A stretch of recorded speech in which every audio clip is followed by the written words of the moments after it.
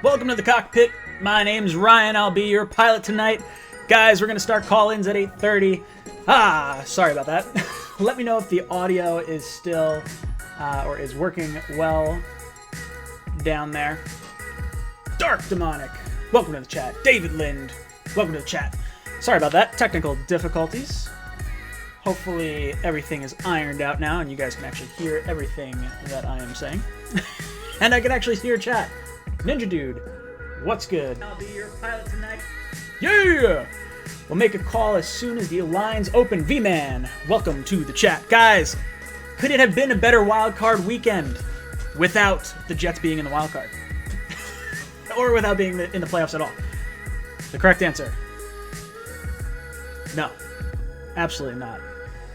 Maddie Lunds, welcome to the chat. Dark Demonic says I owe you guys 20 minutes. I don't know what happened. Well, I can tell you a little bit about what happened, I guess. Actually, I gotta take this down. My little sportscaster thing, they are, well, bam! They are done sponsoring the channel until the end, or until next season. So I used to stream to Sportscaster, to here, and to Twitch through another program.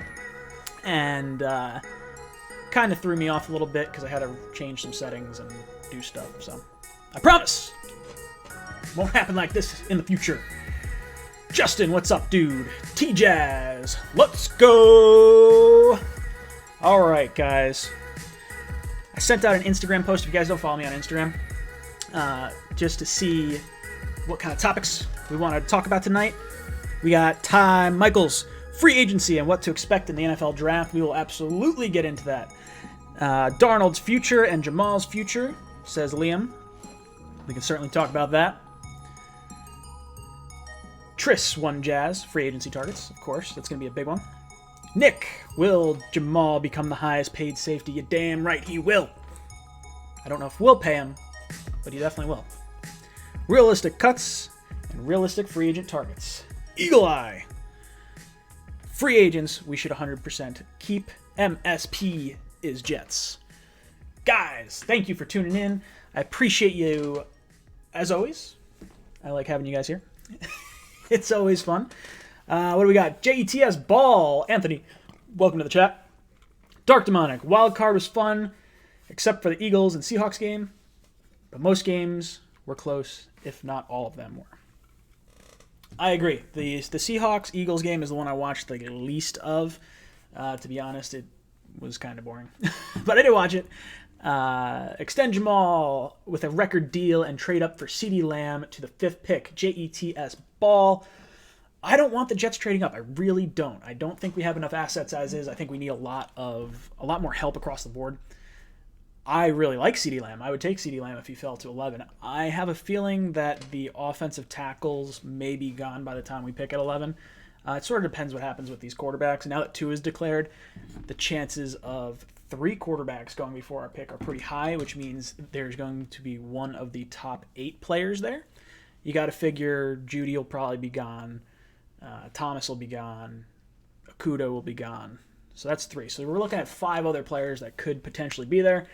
What up? All right, let's get more questions going in the chat. Anthony Dunbar, Jets family, what's up? T-Jazz, remember guys, this name for free agency, James Bradbury. I like that. I believe Bradbury is the corner from Carolina. He's about to get paid big bucks, I think. I have to do my research on him because I don't know enough as I should right now. But as we get past the postseason and we start looking at some of the things and some of the players we can look towards, those will be the guys that I start to make videos on. So if you guys think of anyone you want to see a video of, definitely comment, because if you comment on the videos itself, it kind of triggers my memory. So definitely do that. Ryan, who's an edge rusher we could pinpoint in the draft? Anthony, it depends how far some of these guys fall. It's tough to gauge because I don't think we're going to go edge rusher in the first round. I'd be kind of surprised. I don't know. We'll see. I don't know how Joe Douglas wants to handle this. I assume we want an offensive lineman based on what we saw this season, but I don't know if that's true. I mean, Joe Douglas was an offensive lineman, So maybe he's really good at scouting offensive linemen, and we don't need to spend a premium first-round pick on one. I don't know if I buy that. But if we were to go somewhere other than offensive line in the first round, CeeDee Lamb or Justin Jefferson would be the two guys I would really look at. Justin Jefferson being the wide receiver from LSU, CeeDee Lamb being the wide receiver from Oklahoma. What do we got? Jets drafting T-Jazz. I thought that was you in the Instagram post. Thank you. Jets drafting Jedrick Willis. And in the second round, Henry Ruggs. That's the wide receiver from Alabama. The other one, not Jerry Jeudy. And any recurved, that is not recurved. I don't know what that means. Jets ball. Jets don't have enough to move up for Jeudy. I think so. I think that's probably right. Don't have to move up for him or Jeudy. I don't think we have to.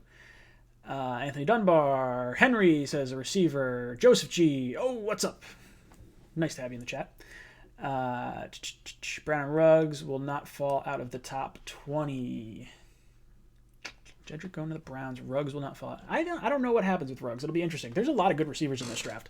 There's a lot of guys. I think we can get a receiver in the second round, but if we have the opportunity to get either Jefferson or CeeDee Lamb, those would be the two guys I kind of prefer. T-Jazz thinks we can get Jeudy at 11. Honestly, I think Jefferson and CeeDee Lamb are better. So all these mocks that are showing Jeudy go number 3, 4, 5, somewhere in there, I don't think that's going to happen. Tua declaring is good for us. Yes, it pushes one more good player down the board. Would you trade down? How far are you willing to trade down? I would absolutely trade down. I think most people probably would trade down, or most GMs would probably want to trade down. It'll be interesting to see if there's anyone that would want to trade up, because when you're looking at a trade down, you have to kind of see if there's a team that wants to move up to where we are. So the Raiders are right behind us. Are the Raiders looking for a quarterback? Could they want to jump the Raiders? Whatever team is looking to move up, that'll be an issue.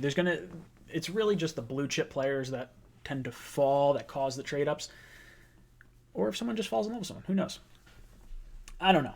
I would trade down as low as the mid-20s, depending on what we could pick up, because if our first pick has to be the center from Wisconsin, I would absolutely do it. I think that is a fine move, as long as we go offensive line, or at least help bolster this offensive line.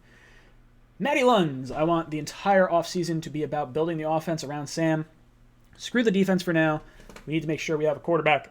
Ooh, I agree. Completely agree. The only two positions, corner, edge rusher, are the two that I'd kind of look at. Top of the morning, Big Green. Good to have you. I miss you guys. I haven't seen you guys in like 2 weeks. 3 weeks. I didn't do any of these streams. I did some of these streams, I guess, for the games, which is a little different. What do we got? What will we do with Quinnen Williams? I would trade him for a first if we could. I don't know if we will, but there were rumors that the Raiders wanted him at one point. Jefferson is 6'4", I believe. Wow, that's a big dude. I didn't know he was that big. I was talking Ozzie Smith style, Ryan. Small school, deep in the draft. I like it. They're scouting the XFL. That makes sense. You get to see some guys play prior to, I guess, our season. So you get to see them play. I'm really excited for the XFL. Although, are they starting this year? Is it after? I think it's after the Super Bowl. You can do it, Corky. Got some really talented something in the first round. Douglas can't mess this up. Tyson Man, there you go. Yeah, I know. Sorry, it took a while. Only two teams are a threat in the draft. Are a threat to draft Jeudy: the Cardinals and the Panthers. I think the Cardinals could go with an offensive lineman. It wouldn't shock me. Mason Sports Talk. Thank you for subscribing. I don't know if you're watching the channel or not, but thank you. It means a lot. What was your number one win of the season for your Jets? My number one win, probably the one I was at. I was at the Raider game, so that was pretty cool to watch. The Cowboy win, though, that was That was pretty cool to watch. Jamal come up the middle and stop that 2-point conversion. That was the most like heart pumping game that I think we got. Unfortunately, our season was pretty much shot after week 1 with the whole Sam Mono thing and the injuries. First round, best O-line, edge, or wide receiver available. I like it. JETS, long-term deal with Robbie Anderson. I don't know what to do with Robbie right now. This is going to be a huge topic, and it's one I was going to make a video about today.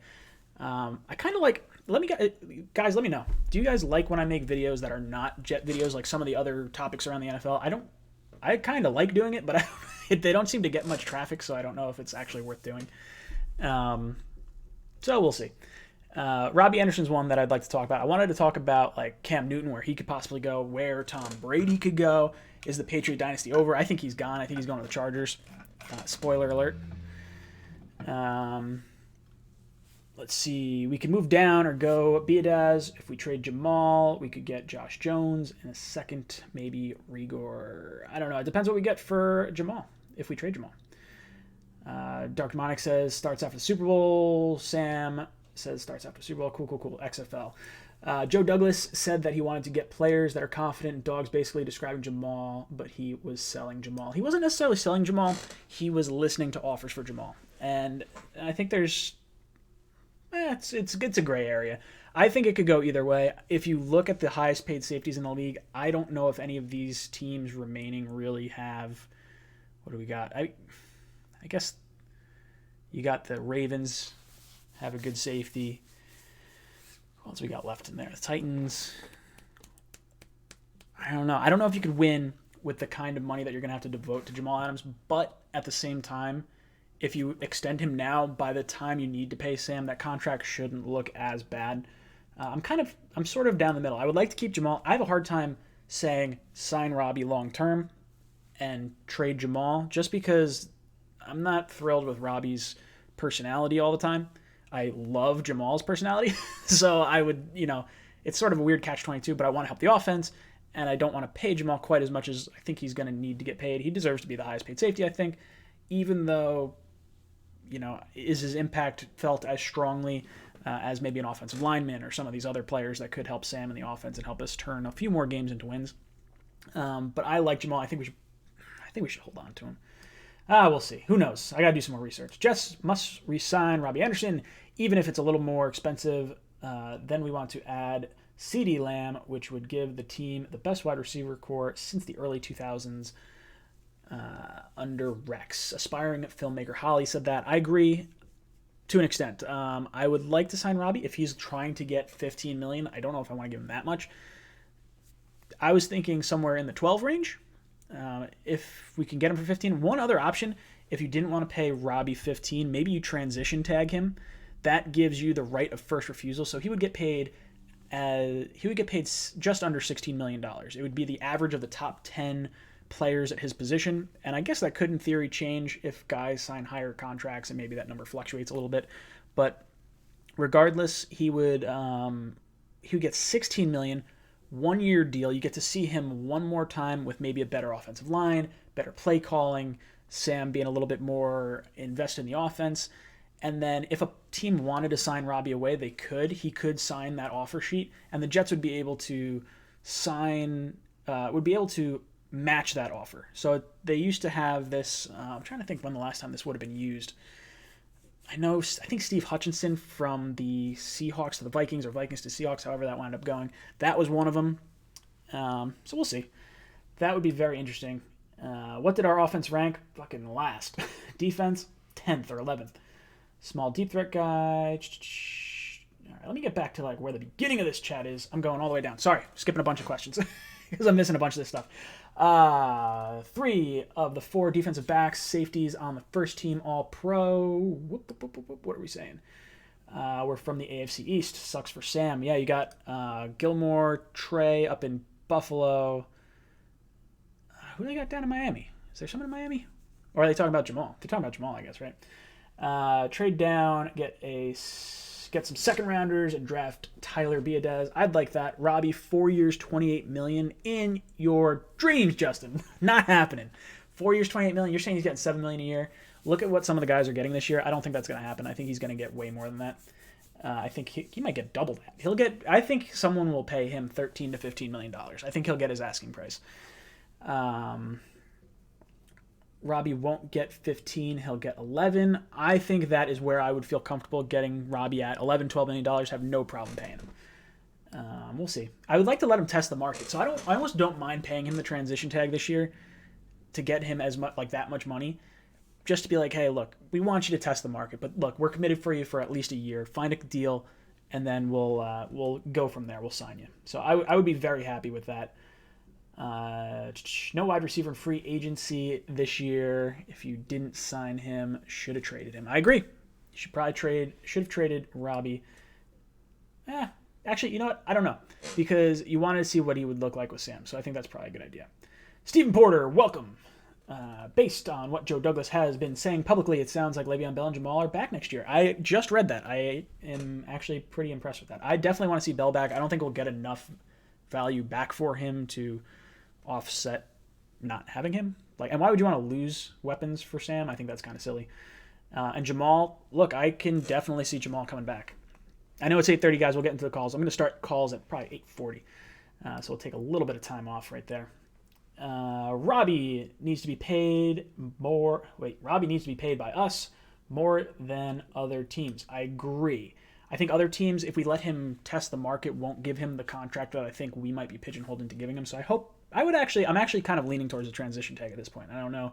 I mean, that's a lot of money to give Robbie because I don't think he's worth $16 million a year. But for 1 year, based on whatever free agents we think we might be able to get or not get, I'm okay with it.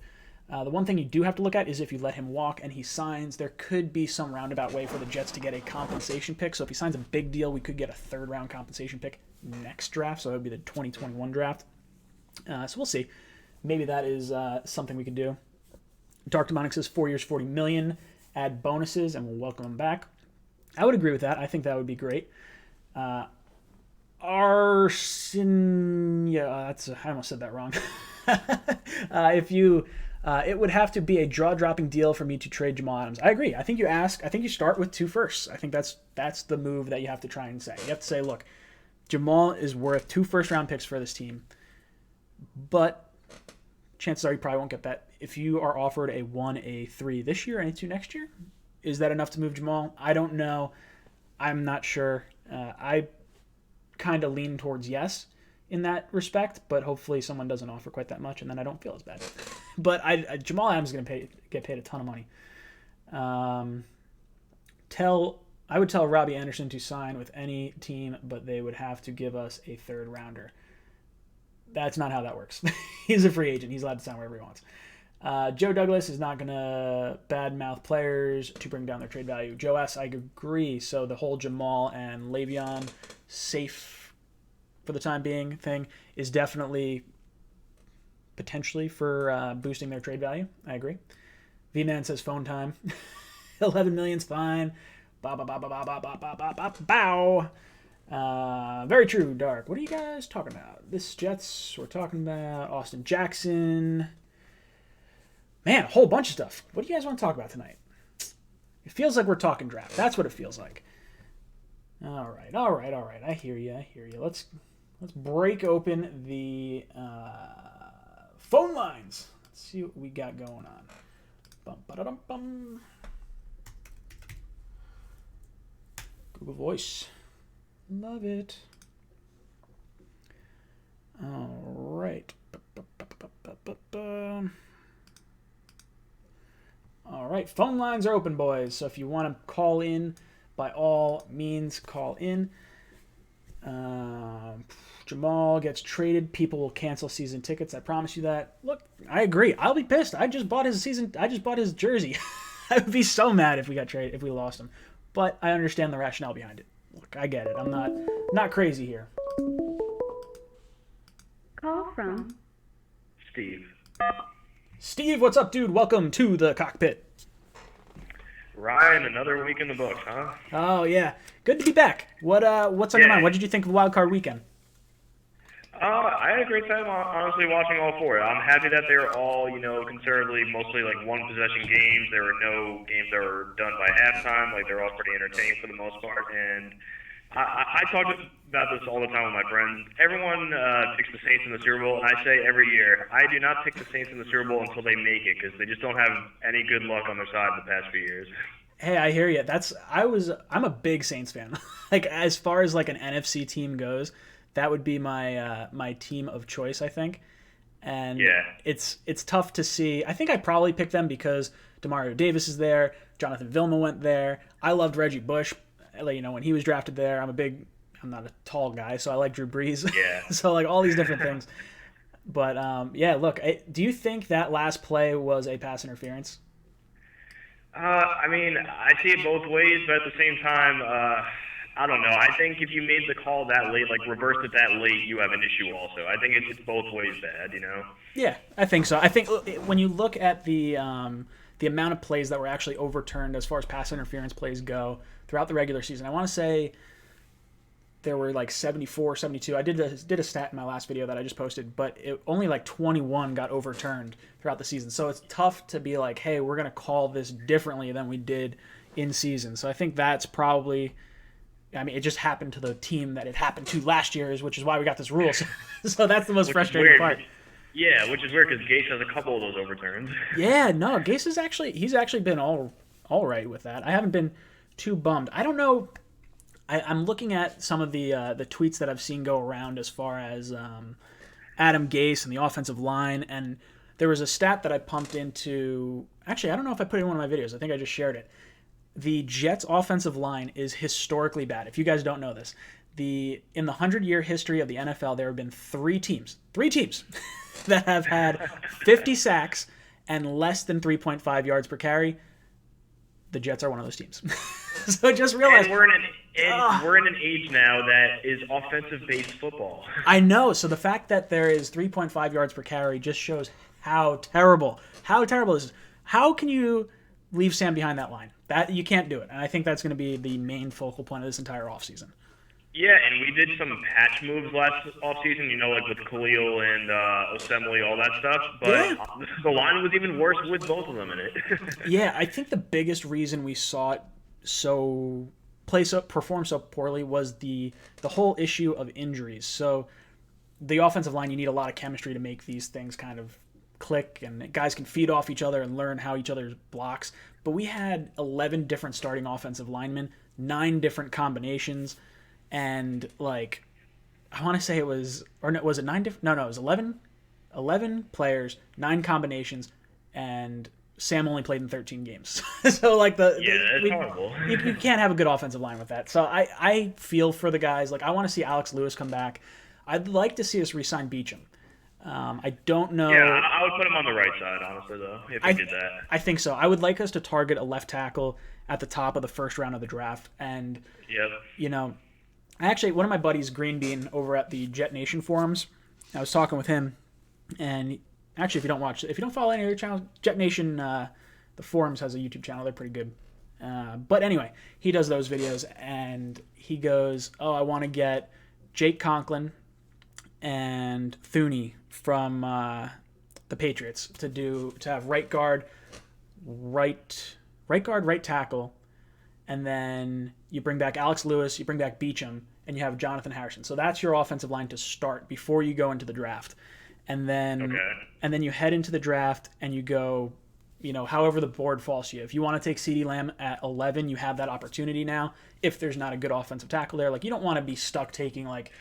Yeah, you don't want to get like the 6th ranked tackle, but the number 2 wide receiver in the draft there. Yeah, exactly. So I think that's the route I'd like to go. I don't know what to believe with Sheriff and some of these guys. Like I'd like to, if we could sign 2 offensive linemen and bring back some of our own guys, I think that's a good start at least.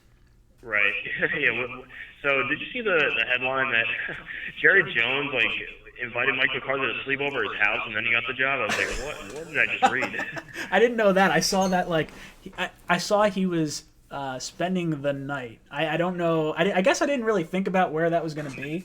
Yeah, and then they say it was at his mansion nearby. I was like, oh my god, that sounds so kinky and stuff. I'm like, oh my god. That's ridiculous. I mean, you think about it. With Mike McCarthy, he had issues with the Packers management because they weren't bringing in enough talent for him. And one thing that you can say about Jerry Jones is he loves his Cowboys, and he will go out and he will spend the money to get you talent. Yeah, so you can tell this is the Cowboys are a lot different than all the other teams with a head coach search. You could tell like they're very close to like a championship level if they execute. It's really just all right, change the coach. Like they didn't blow up everything, and they're even keeping a lot of the same coaches. I agree. I think that's huge. What kills me with Jason Garrett is I didn't really feel like he was a bad coach. It just felt like his message was stale, and it's kind of like how I felt with Rex. Like Rex had his issues, but it didn't feel like he was a bad coach. It just felt like, the message got stale. Let's get some fresh air in there. And I saw something the other day. Actually, it was today. Since 2015, as of right now, there are 8 coaches in the NFL that have been with their team since before 2015. And I was a little surprised by that. I mean, I guess it makes sense. It's 4 years. But it's surprising to see that few head coaches stick with a team for a 5-year stretch. Gotcha. Yeah, let me know, by the way, when I have like 30 seconds or something left. I forgot to hit the timer, so I'll give you 30 seconds right now. Go. All right. Yeah, perfect. Yeah, so honestly, draft offensive line, the first pick. You can get a receiver later in the draft. And we've seen if you have protection, you make every other player on the field good. So just get the high lineman pick, and I'll see you next week. I agree. I love it, dude. Thank you so much for calling in. And you have been ejected from the cockpit. You're out of here! Oh, man. Okay, I got to get the timer going again. Sorry about that, guys. Gase is a glorified offensive coordinator. If he's a glorified offensive coordinator, Joe, he would have had a good offense or good offensive plays. No, I don't know. I'm okay with. I don't know. I say I'm okay with Gase based on the injuries and everything. I got to think that because of the offensive line, I got to give him a little bit more slack. I don't know. We know he's coming back next year, so it's tough to hate him. Zach in Jersey. What's up, dude? Welcome to the cockpit. What's going on, man? How are you? Not too bad. Hanging in there. What's on your mind? I want to get your opinion on, everybody's talking about developing around Sam Darnold. Sure. What about developing Sam Darnold himself? Mm-hmm. I say, let Robbie go, bring number 12 out of retirement, and bring in the big man himself, Tom Brady, and let him develop Sam. Fuck that. No. Get him the hell out of here. No, I don't. Do it. We got to do it. It has to happen. Oh, God, I hate Tom Brady so much. I really don't want him to play here. I like 5-10 years ago, sure, I would take Tom Brady. Right now, Tom Brady looks worn out. He didn't look good. Let him go to the Chargers. That's what's going to happen. He's going to go to the Chargers. He's going to build his TB12 brand in LA, just like LeBron left Cleveland to go to LA to set his himself up for post career type stuff. He's from California anyway. The AFC East teams, so the Jets, the Patriots, the Bills, and the Dolphins, are playing the AFC West, so he'll get his opportunity to face Bill Belichick.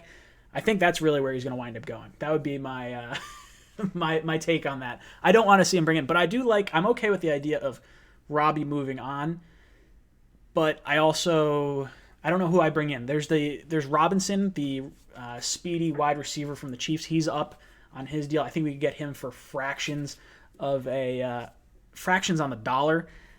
I don't know. Is there anyone else you'd want to bring in outside of TB12 into New York? No.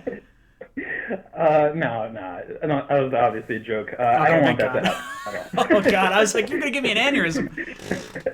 My bad, man. I just had to bring that up. It's okay. It's actually amazing to me that we're potentially going to see Brady on a different team. It's like out of this world. It almost like breaks my brain to think about. So. Oh, it's fantastic. I want to see how you reacted to that. But oh yeah. Yeah. I'm looking forward. I'm happy you didn't side with me. Oh God, no! I couldn't do that. I could not bring it in my heart to. That's like the only person I might be able to accept from that franchise is Bill Belichick, and that's just because he's so good. But like, God, he just burnt us so bad. I just want to see him burn in hell and like just never be a part of the NFL. I can't stand it. Do you think? No, I don't want either of them on the Jets. No thanks. If we assume, and this is all speculation that he's going to the Chargers, but if he goes to the Chargers, McDaniels is interviewing for head coaching jobs. Where do you think Josh McDaniels could potentially wind up? I wouldn't mind seeing him on the Giants. Honestly, I mean, I'm not a big Giants hater. I want to see them succeed. I said the same exact thing. And I'm not a huge Giants hater at all, but I was talking to my buddy earlier today, and I was like, McDaniels might be a good option. You already got Daniel Jones. It's a good team. Obviously, Bill Belichick really likes the Giants. It wouldn't have surprised me if Belichick had left the Patriots. The one team I think he could go is the Giants. But McDaniels, if he could get the Giants job, and he knows from Belichick that the Mara family is a good family, and I could see him doing that. He's out of conference, so he's not necessarily facing his mentor in Bill Belichick. I think that makes a lot of sense. Other people have brought up maybe the Panthers and the Browns. I don't see him going to the Browns just because, look, Baker, I loved Baker pre-draft. Baker right now is a little shithead. And I'm hoping, I don't know. I don't want to see him. I don't know. I would just love for him to be out of the AFC East because I think Belichick will eventually. I don't know. How many years do you think Belichick's got in New England?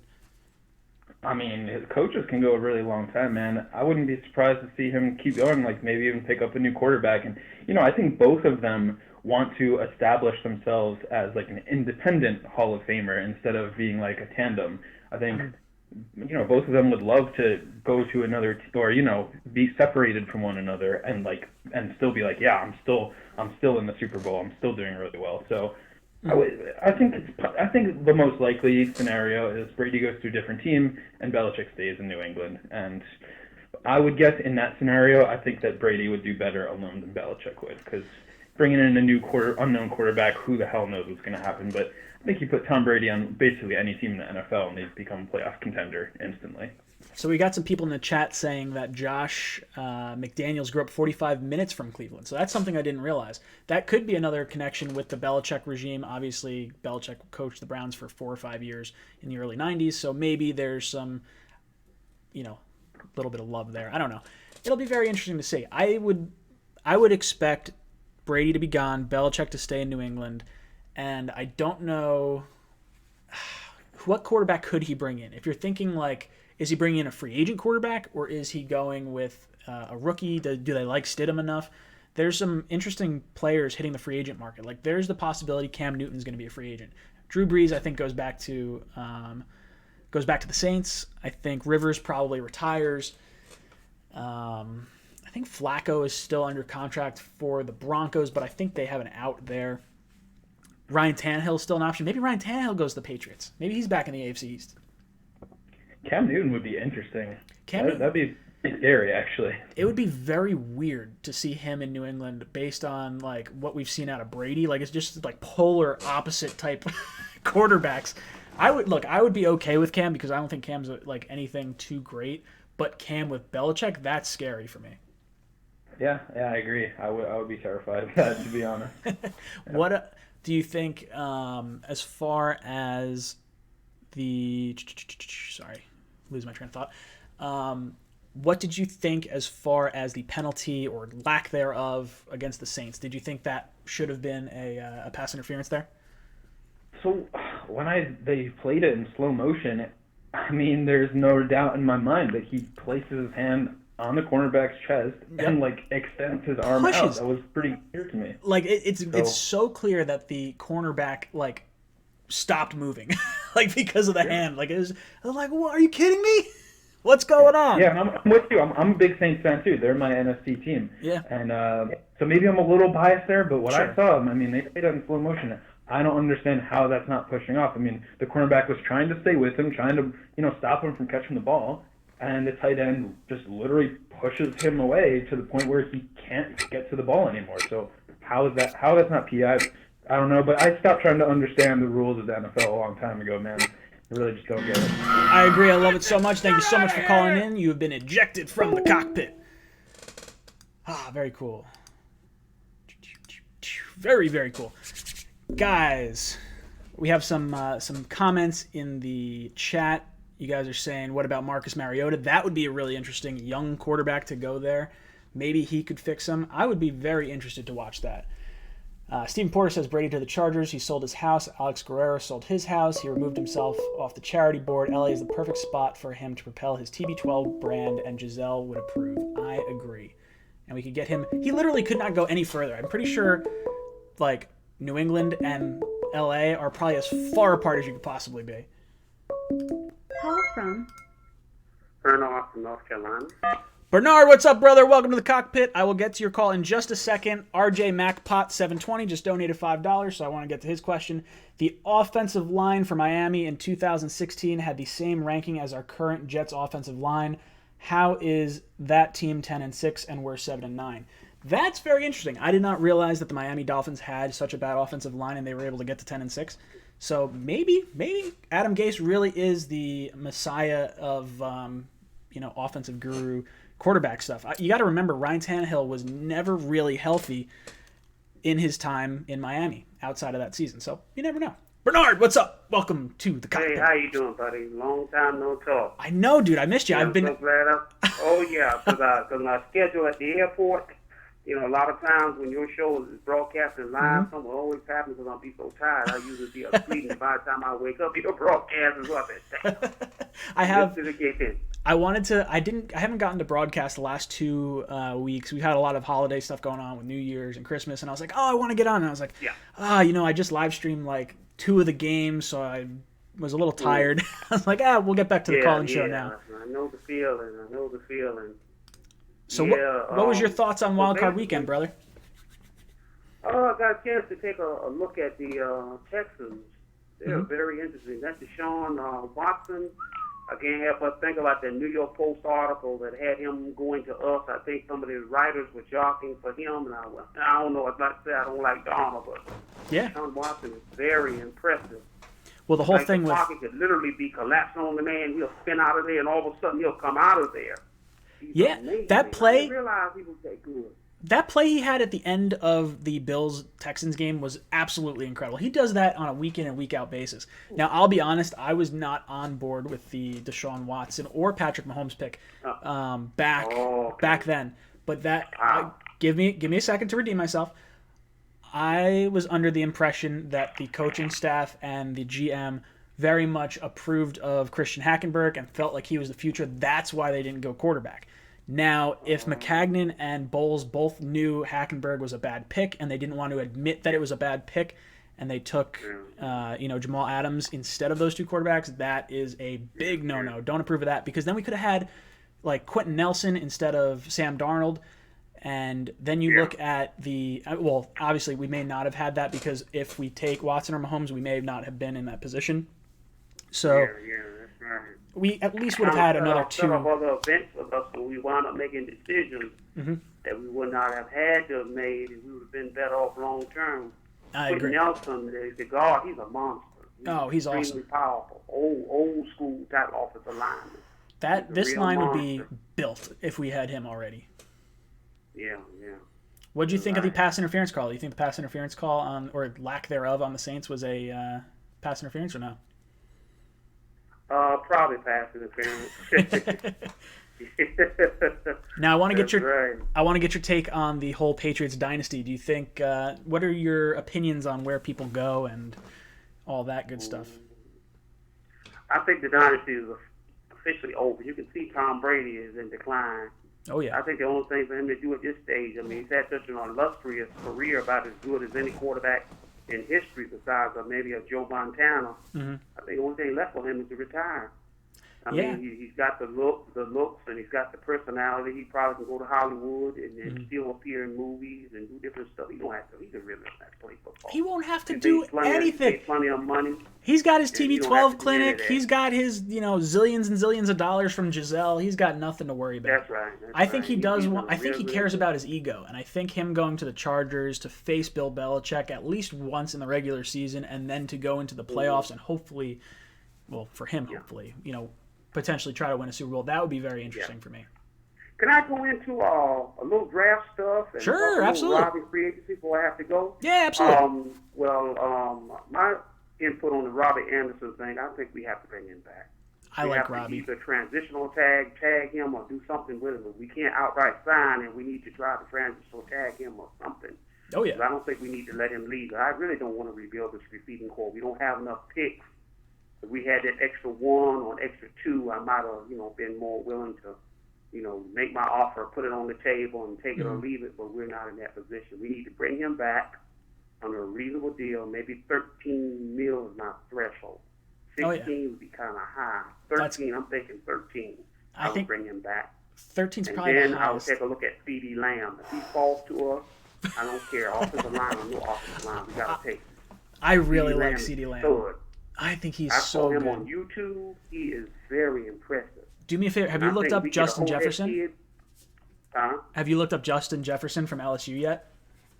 I got to take a look at him. Take a I've been look trying at to get him. an overall list of the top wide Yep. receivers out there. I know about Jerry Jeudy, C.D. Yep. Lamb. I took a glimpse at a couple of them. Yeah. Definitely take a look. I like C.D. Lamb a lot. He's probably my Uh-huh. number one, but Justin Jefferson played in the SEC, has way better stats than Jerry Jeudy. I would definitely take a look at him.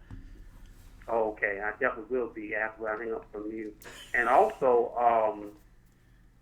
I guess we covered, the draft going forward. What do you think they're going to do with this draft? Are they going to stand firm and go on and take some offensive linemen? Or do you think if there's an opportunity to take a skilled player like a wide receiver or something that you're thinking might shock us and actually take anything other than a defensive lineman? Because I think that really messed us up. I think. I That agree. And I'm gonna turn off the timer right now because I want to get to this question. I like with the whole defensive line thing. It'll be interesting to see what happens with Quinnen Williams because if the Jets feel like they got enough productivity out of the guys they have currently, then Quinnen Williams is expendable. And the Raiders apparently offered a quote-unquote blockbuster deal, was the rumor. Which, in my mind, for a blockbuster deal to be a blockbuster deal, it's got to include at least a first-round pick. So if you could get one of the Raiders, it is. If you get hear them say one, blockbuster deal, it's probably a 1 and maybe some other pick, maybe possibly a third round pick or something that ilk. agreed. That's my definition of a blockbuster, like what was offered for Jamal when the trade rumors circulate around him. Mm-hmm. And if it is true, they better jump on it. There's a chance for them to get from under this pick. Yeah, I think the pick was Josh Allen. That was my guy. It's not that I didn't like Quentin Williams, but Josh Allen was a stud. he really was. I've seen I guys screwed come that off up so quicker, bad. but the way he came off, I screwed that up so bad. I wanted Nick Bosa. That was my top guy. I wanted to trade down. That was number 2. And then it was like, okay, I'll take Quinnen Williams instead of Josh Allen. The thing about Bosa, I was reserved to him being a top 2 pick. I knew he was going to be gone. That's the only reason he's off my board. It's like Jerry Jeudy's off my board because he's gone. Our draft position won't allow us to, to acquire those players. Well, that's the biggest thing for me. Whenever I do any of my mock draft type things, I try to speculate who I think each player ahead of us will go. So, or when I do my mock off seasons, rather, because I could say like, oh, I want the Jets to take Andrew Thomas, but realistically, I know Andrew Thomas is not making it out of the top 5. So let me ask you something real quick if I go can. for it. Hopefully, it's a good question. Sure. Do you think Tua will go off the board to Miami?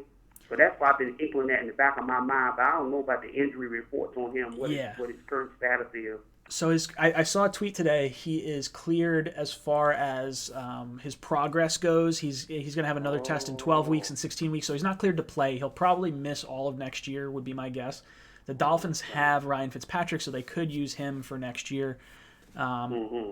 That's a situation. Because that would do us a huge favor. If they took Tua, that means a good player, a really good one, is going to fly to us on our pick. Oh, absolutely. Tua goes, I would look. That's what I'm hanging on to. I would definitely look at the Dolphins to take Tua or Herbert. In my mind, if I'm playing like the game, I would think Herbert goes to the Chargers, sits behind Brady for a year, or even Tua. Either one could go to the Chargers and sit behind Brady. I think if Herbert goes to Miami, it's only because he's more able-bodied. And I agree. No medical question marks, and I think they just may not take the risk on Tua.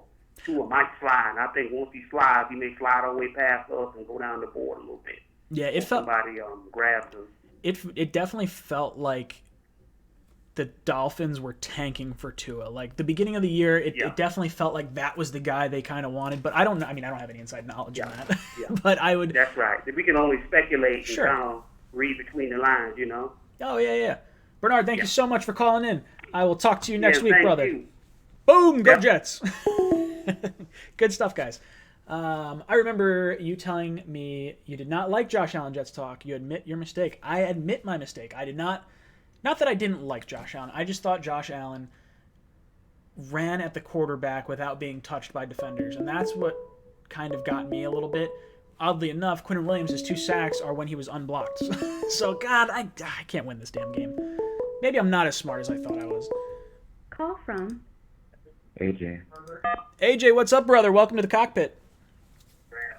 What's up? What's on your mind? What do you want to talk about?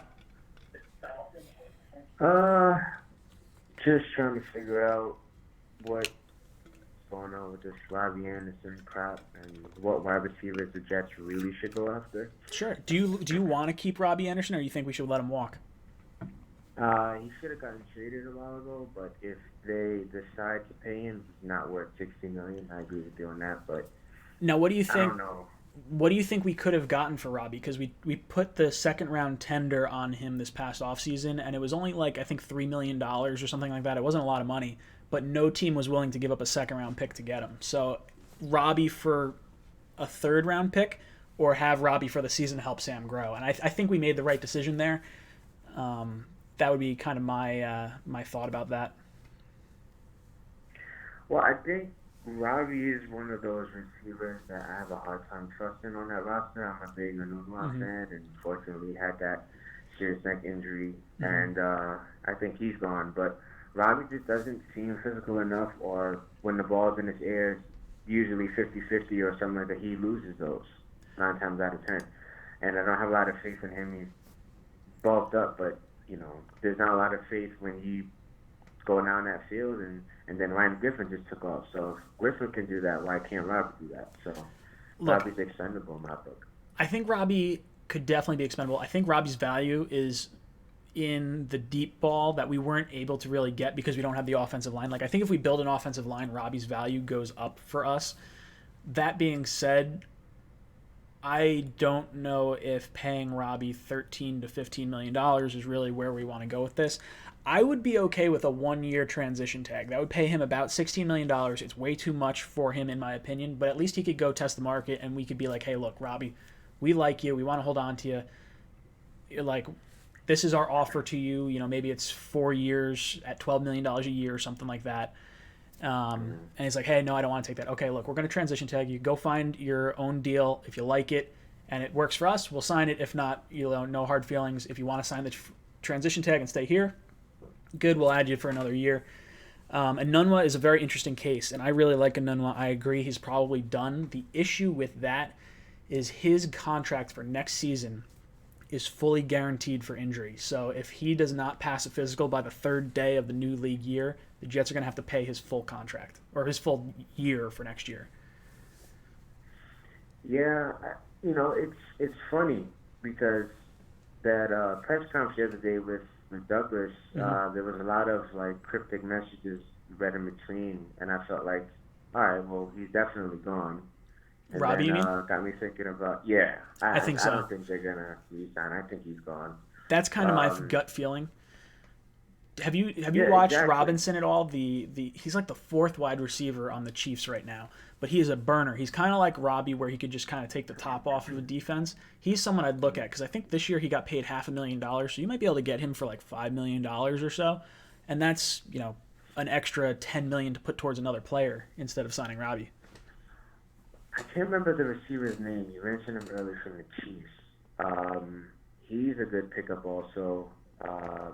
I don't mind Cooper. I just don't like the contract where he's at money-wise. Mm-hmm. And then if they were to do something stupid like trade Jamal Adams or anyone else that they just picked up within the last 3 to 5 years, they would definitely ruin the rhythm, if you will, that they finished on. So it makes sense business-wise, but it would disrupt the rhythm of the team. And they're young. So I think it was like 52% of the team was rookies or first-year players. So if you're going to pick up guys from the draft, this is probably one of the deepest classes that I've seen so far. And I'm not a fan of picking receivers so early, especially in the first round. Yeah. But I like Clemson's Mike Williams. He could actually be a really good fit on the team. So if you don't pick up Robbie and you pick up someone like that or Judy or anyone else for that matter that can fit that style, like tall receivers, physical guys, or anything. Yep. We need a player like a DeAndre Hopkins, or we just need a top wide receiver. I would be open to taking a receiver in the first round, but I agree with you. I think this is a very deep wide receiver draft. Antonio Gandy-Golden is someone that I have talked about possibly in the second round. I don't know. It would be very interesting to see. Justin Jefferson is someone I really like. I would be very okay with taking him at 11. Same with CeeDee Lamb. but it's really only if the offensive linemen are off the board. If Joe Douglas thinks he's skilled enough to scout offensive linemen, then maybe we don't have to spend a first-round pick on one.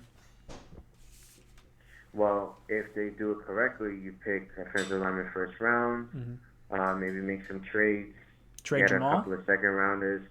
I mean, if they don't, then you can definitely try someone else. But if Jamal is going to be your expendable option, you need to pick up other guys to fill that spot also. So getting 2 first rounders for him, you need to pick up another safety or even a cornerback. And what I like about the Jets, all vibes aside, is the versatility that we have. You know, we can pick up a player from one position that he started off, and then he ends up switching to something else, being a Pro Bowl player. So that Greg Williams defense that we have, ranked 10th or 11th or 7th or whatever we were, you know, it's going to be nice to see next year. I can't wait. I can't wait, dude. Thank you so much for calling in. I appreciate it. I will talk to you next week. You have been ejected from the cockpit. You're out of here! You're out of here. Did you guys watch my new video that I posted? I have the Baker Mayfield, that guy's an idiot, clipped into there twice. And I'm thinking about adding that to the live stream so when I get someone that's on the phone that we don't like, not that I get many of those, but if we get someone that we don't like, that guy's an idiot. Call from Vinny. Vinny, what's up, brother? Long time no talk. Hey, what's up? Did you watch? How did you enjoy Wild Card Weekend? Oh, I loved it. I absolutely loved it. It was Yeah. Saturday was everything I could have hoped it was. By the way, you gotta check out my video of Tom Brady's finest play on Wild Card Weekend, titled "Goodbye Patriots." There's a video. Actually, let me see if I could play it right now. I'm gonna play it on the stream, so it might be a little tough. Let me see who sent this to me. What's the video of? I was dying. I don't know if it's this guy or if it was this like. What the hell? Where is it? Oh man, I'm losing it right now. Oh my god, here it is. So watch on the screen. Brady's pass is intercepted. Let's go! Let's go! Yes! It's over! Sorry, Bill Belichick! It's not gonna work this time! Let's go! Fuck you, Brady! Yeah, so here's what mine God. is the interception and fading to black and white and playing the only song that you could play for the exit of the Patriots. I'll put it on speaker. Put it on. Let's hear it.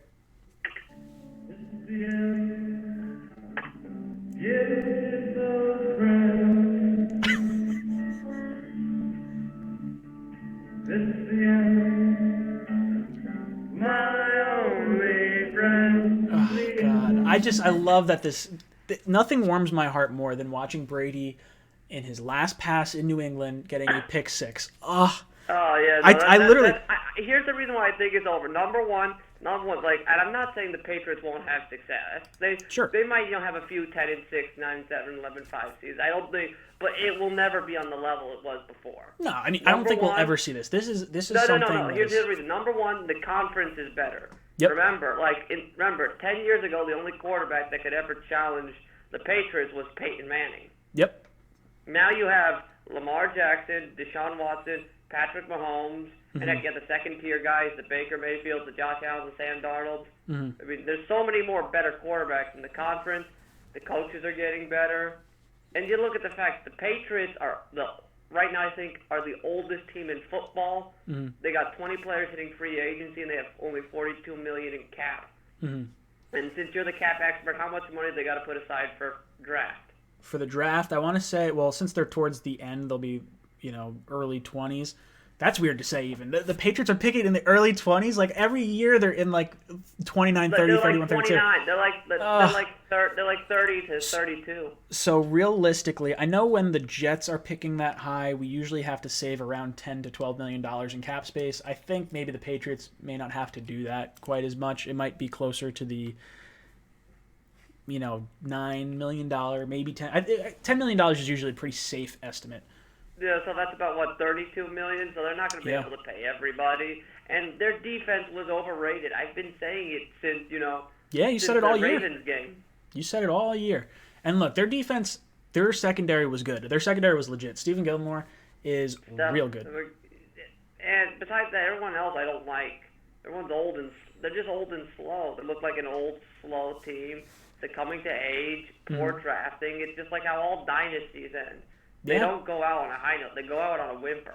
Oh, sure. I mean, you look at Peyton Manning. Peyton Manning's last year in Denver was abysmal. I would have never thought Peyton Manning would fall off a cliff like that, especially because he was such a cerebral guy. I just figured he would, like, you know. Well, speaking of Peyton Manning, you remember when I said in that comment, since Eli's leaving, wouldn't it be great? Since Adam Gase and Peyton Manning are such good friends, why don't you see if you can bring Peyton Manning to help mentor Sam?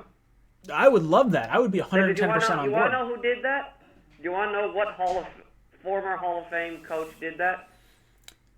Let me know. Who is it? Weave Eubank did that. Oh, okay. Yeah, he did that with the Baltimore Colts. When he brought in Johnny Unitas, he had Otto Graham mentor him.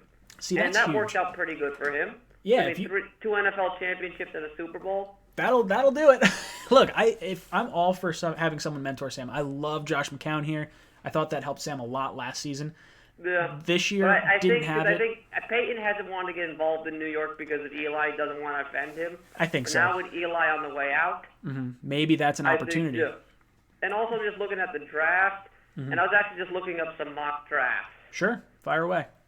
So I was looking at the NewJersey.com, NJ.com's mock draft so far. Okay, first round, Tristan Wirfs, Iowa. Okay. Okay, that's good. Let's see. Second round, the center from Oklahoma. Okay, I don't know his name, but it's a center. I'm okay Creed with Humphrey. it. Oh, okay, yeah. Okay, third round, the pick from the Giants, wide receiver Lynn Bowden from Kentucky. I don't know him. Okay, and a running back from LSU. Okay. Edge from Miami, and then a wide receiver from Memphis, and a guard from Michigan. It's tough to go that far out and have me know anyone. Yeah, it's so tough. tough. Like I was saying earlier about Josh McDaniels, I think he's going to go to Cleveland. Yeah. Look, I did not realize he grew up 45 minutes from Cleveland. That's huge. Yeah. So, and then he was born in '76, so that would put him around 9 and 10, around like the height of those '80s Browns teams. You know, with Bernie Kosar, Marty Schottenheimer, and Ozzie Newsome. So he was like 10 years old when he watched the drive and the fumble. He was 10, 11 years old. So you got to imagine in that time period, he must have grew up like a diehard Browns fan. So I mean, to have the opportunity to coach your childhood team, no matter how bad the front office, how bad ownership might be, is a once in a lifetime opportunity that you really can't turn down. Well, that's just it. If I had the opportunity to coach the Jets and I was a Jet fan my entire life, I would absolutely coach the Jets. I get it. That makes a lot of sense. That's one thing I see. Because the thing about the Patriots, and then if he goes to the Browns, he's gonna pinch the Patriots coaching staff with him and someone from the front office. So the Patriots are gonna get hit in all three sections. They're gonna get hit with their players. They're gonna lose players. They're gonna lose coaching staff, and they're gonna lose executives. Oh, I would love it. It would make me nothing happier than to just watch them plummet. And Patriots fans laugh at me when I said, the dynasty is over. Oh, yeah. Because, we've been saying the dynasty's over for the last 5 years, so it's nice to see it finally over. I'm not saying the fans. I'm saying more of the fanboys. You know the difference, right? The sure, ones that are delusional and they take the Super Bowl every year. Yeah. Vinny, thank you so much. I'm kicking you out. 5 minutes. Done. Out of here. Thanks, Vinny. I'll talk to you next week. Josh McDaniels. I wanted to look up some of his stuff to see what he's done in his career. He joined the Patriots in 2001 with Bill Belichick. If he was a Cleveland Browns fan back in the early 90s when Belichick was a head coach, I'm sure that's, a dream of his, so maybe he wants to kind of follow in those footsteps. We'll see. Call from Aurora. What's up, dude? Welcome to the cockpit. Hey, my name is Aurora. Nice to have you on. Where are you calling from? I'm calling from Dallas, Texas. Nice. Very cool. What's on your mind? Yeah, so I guess one of the points I want to make was, a lot of people earlier on were saying, kind of lamenting the fact that we won those last few games. Yep. That put our draft stock down. But, to me, I don't think that Sam is a quarterback that we don't need to have we don't need to go from like the bottom tier offensive line to like the Dallas Cowboys and like a span of one season. I think Sam, with even an average offensive line, can really like take that next step because he has the ability to escape pressure and make throws on the move. Yeah. So even if we're picking 11th, I don't think that we will be hard pressed to improve, get a good offensive line made in this. And then we have 2-3 seasons to really shore that up.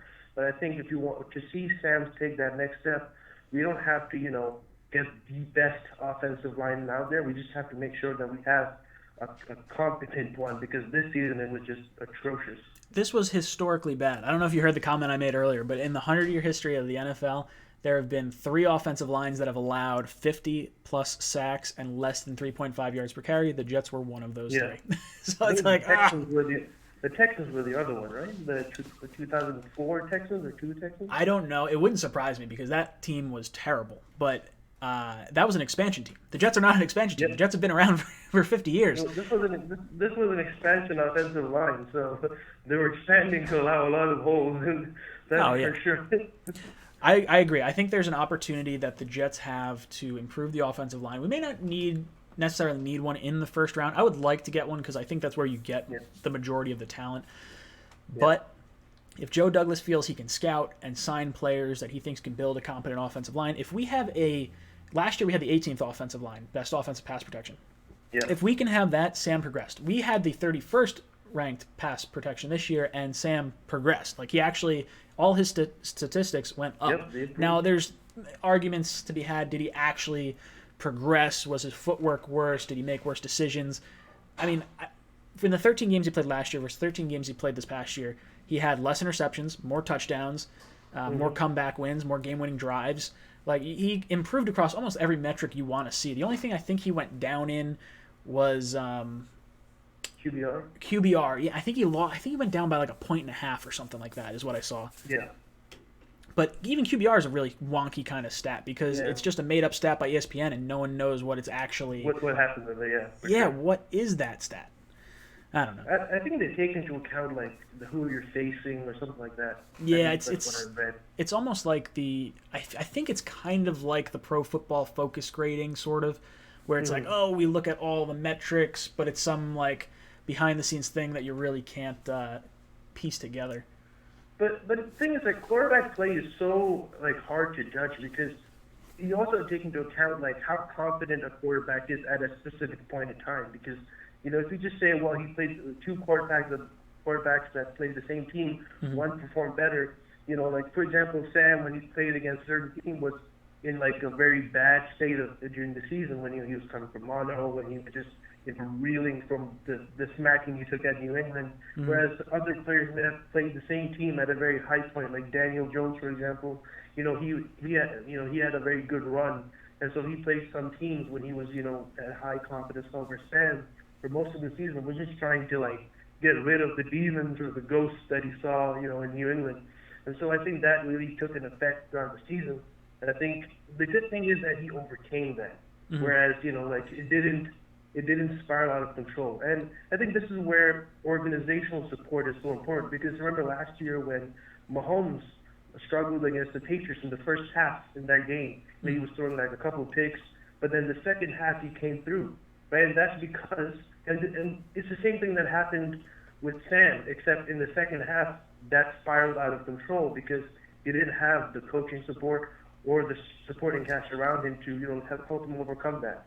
Whereas with Mahomes, because he had the coach that could, help him scheme, around what the Patriots were doing, he was able to have much improved performance after that. So I think this is what the Jets should be looking for. Sam has really, sometimes he has covered up a lot of the organizational mistakes, but the Jets as an organization have not covered up any of Sam's mistakes, which is what they're supposed to be doing. Yeah, I agree. They brought in Adam Gase to be that offensive guru to help Sam take that next step. I think because of the injuries and the incompetence of the GM that was Mike Maccagnan kind of set us back. And I'm hoping that's the case and it's not, Adam Gase just being terrible, because we know he's coming back next year. We need to hope that this guy is the real deal. And we want to have Adam Gase here for 5 years, for 10 years, whatever it is. But we want to make sure that he's actually the guy. Exactly. Yeah. What did you think about the past weekend? Do you think the Patriots dynasty is officially done? I think so. I think it's because, well, the first thing is that Tom Brady is a free agent, so it depends to be seen what kind, does he take a deal with the Patriots. I know that there's a lot of resentment from Bill Belichick that Garoppolo was not the chosen successor. And Robert Kraft kind of came in and was like, we need to stick with Tom. And now, especially with Garoppolo still in the playoffs, it's going to be really interesting as to what happens. Garoppolo ends up winning the Super Bowl, and Kraft is there, and then Bill Belichick's probably like, look, this could have been our guy. He's more mobile. Maybe he's not as good as Tom, but in this sort of environment where he's younger, he's mobile, and this is where the league is heading. I think Belichick, who's someone who's always ahead of the curve, I think he resents the fact that power was taken away from him by the owner when he meddled. So I don't know what happens with Tom. It would be funny to see him going to the Chargers or the Dolphins or something like that. I think the Chargers are probably the move. I was talking to a few people today, not to mention hearing the Chris Collinsworth thing, but I think it makes a lot of sense for him to go there. I think it just kind of lines up perfectly. Yeah, and it's funny. Usually when you have a 37-year-old quarterback, you don't go older than that, but I want to say Chargers are. I want to say Rivers is 38 or 30. He might be 39. He's up there. But that's what I'm saying. Usually when you have such an old quarterback, you go younger. You don't sign a quarterback that's even older than that. Yeah. Oh, it's totally wonky.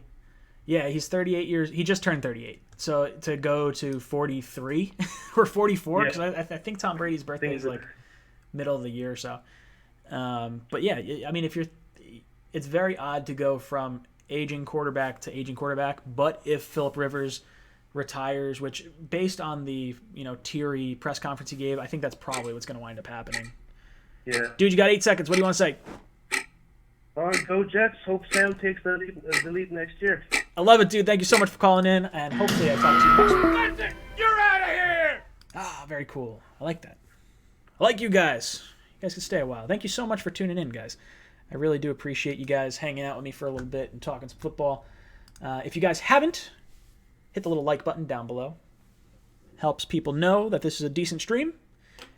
Helps me out.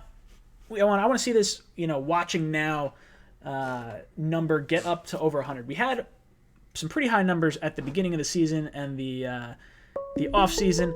Unfortunately, Jet Nation has become a little beaten up over the course of the year with the terrible play, so we lost a little steam here. Oh, this is my buddy. Oh no! Call from Chris from Florida. To accept, press 1. What's up, Chris? Welcome to the cockpit. Let's go, J-E-T-S! J-E-T-S! Well, I can't speak, but the dynasty is over for those shitty-ass Pats! Screw you, Belichick! And screw you! Tom Brady, it's over! I love it. It's done. The Pats are done. Get them out of here. It's so done, baby! You can see it all now! They lost to the Eagles. They gave a shitty game all about defense against the Rams, and they couldn't even make it to the wild card finish. Screw the Pats, it's over. Take your stinking ring and shove them where the sun don't shine. I love it. Oh God, that makes me feel so much better. God, that gets the juices flowing. What did you think? So do you think Tom Brady is? Do you think he's going to the Chargers? Do you think he's going, elsewhere? Where do you think McDaniels goes? What happens to this dynasty now? Okay. If we're not looking at from a Jets perspective, of course we can't argue that Tom Brady is by far one of the greatest quarterbacks of all time. It's already close to the greatest. Yep. So I think from a football fan perspective, just the sport, he should retire as a Patriot. Let everyone know him as he was the Patriot player, the guy. The guy, and he only stuck to one team. And I think it would be better for him, and especially for the fans of the Pats, to say, oh, they're never going to go up against their hero or the guy they gave them 6 Super Bowls, Like how, what's his name? like Peyton Manning did for the Colts, and then he goes to the Broncos, and when the Colts play the Broncos, they did it nicely, but it was also hurtful for the Colts to say, man, we won't get that guy again.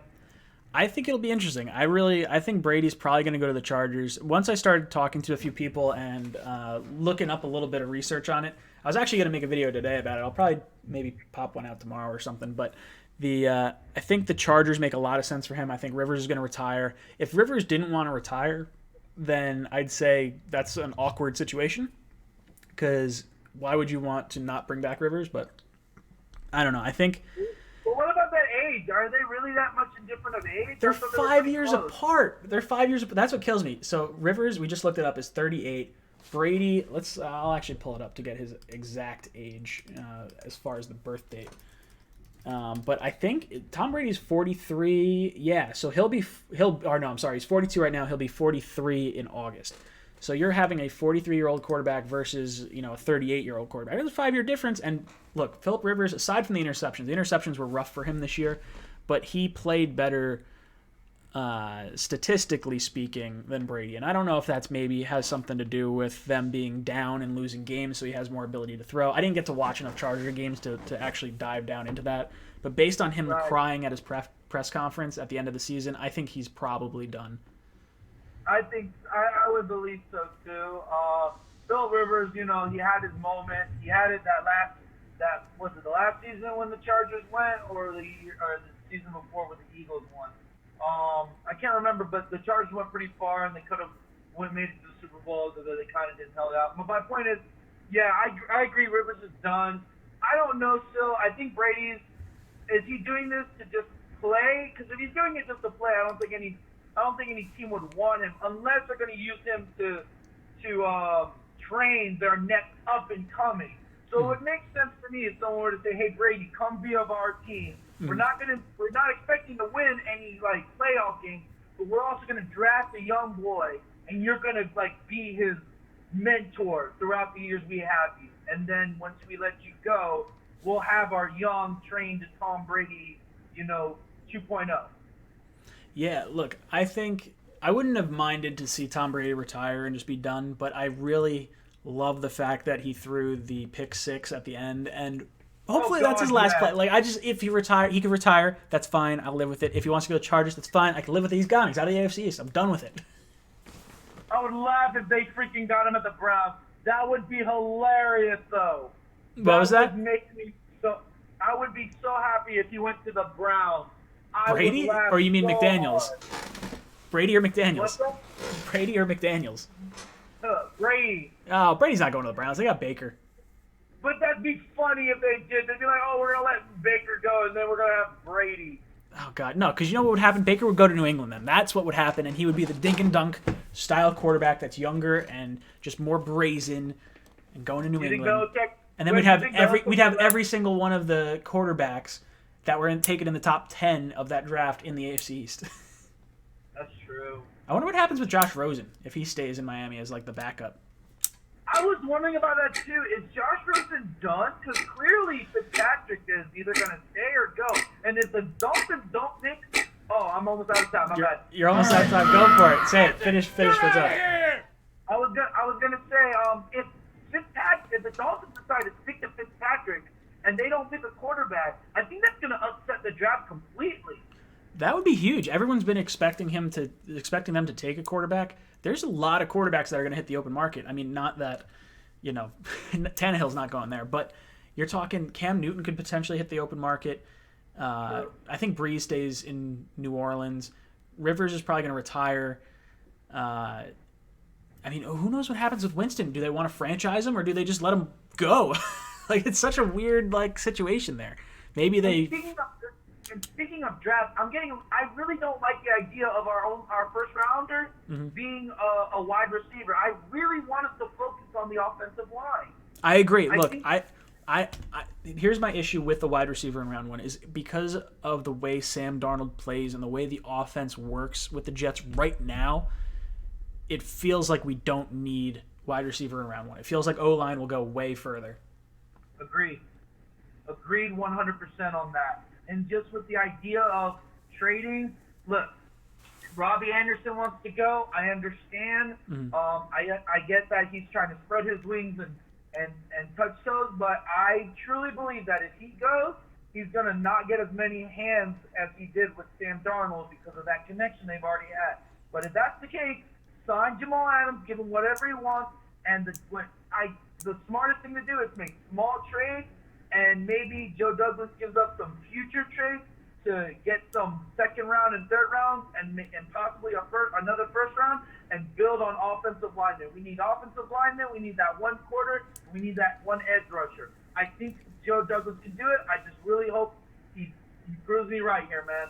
From your lips to God's ears. Thank you so much, Chris, for calling in. I will talk to you next week.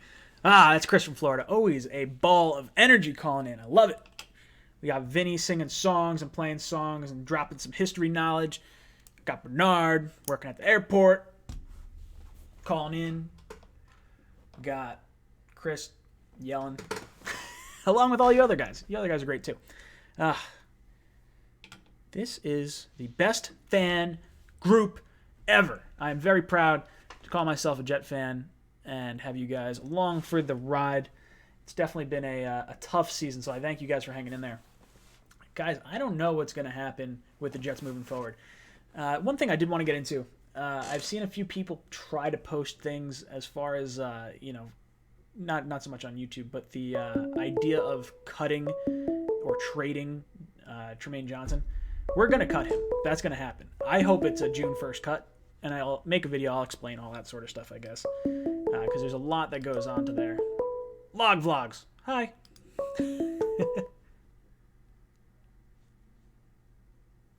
Okay, I've sent the caller to voicemail. Whoa! Sorry. Whoever just called in, call back. I think I accidentally sent you to voicemail. I'm not sure why. But I apologize. Didn't mean to do that. Jim. What's your name? Jim Chavane. Bleed Green. Like it. CeeDee Lamb or Jerry Jeudy? Taking CeeDee Lamb, dude. I love me some CeeDee Lamb.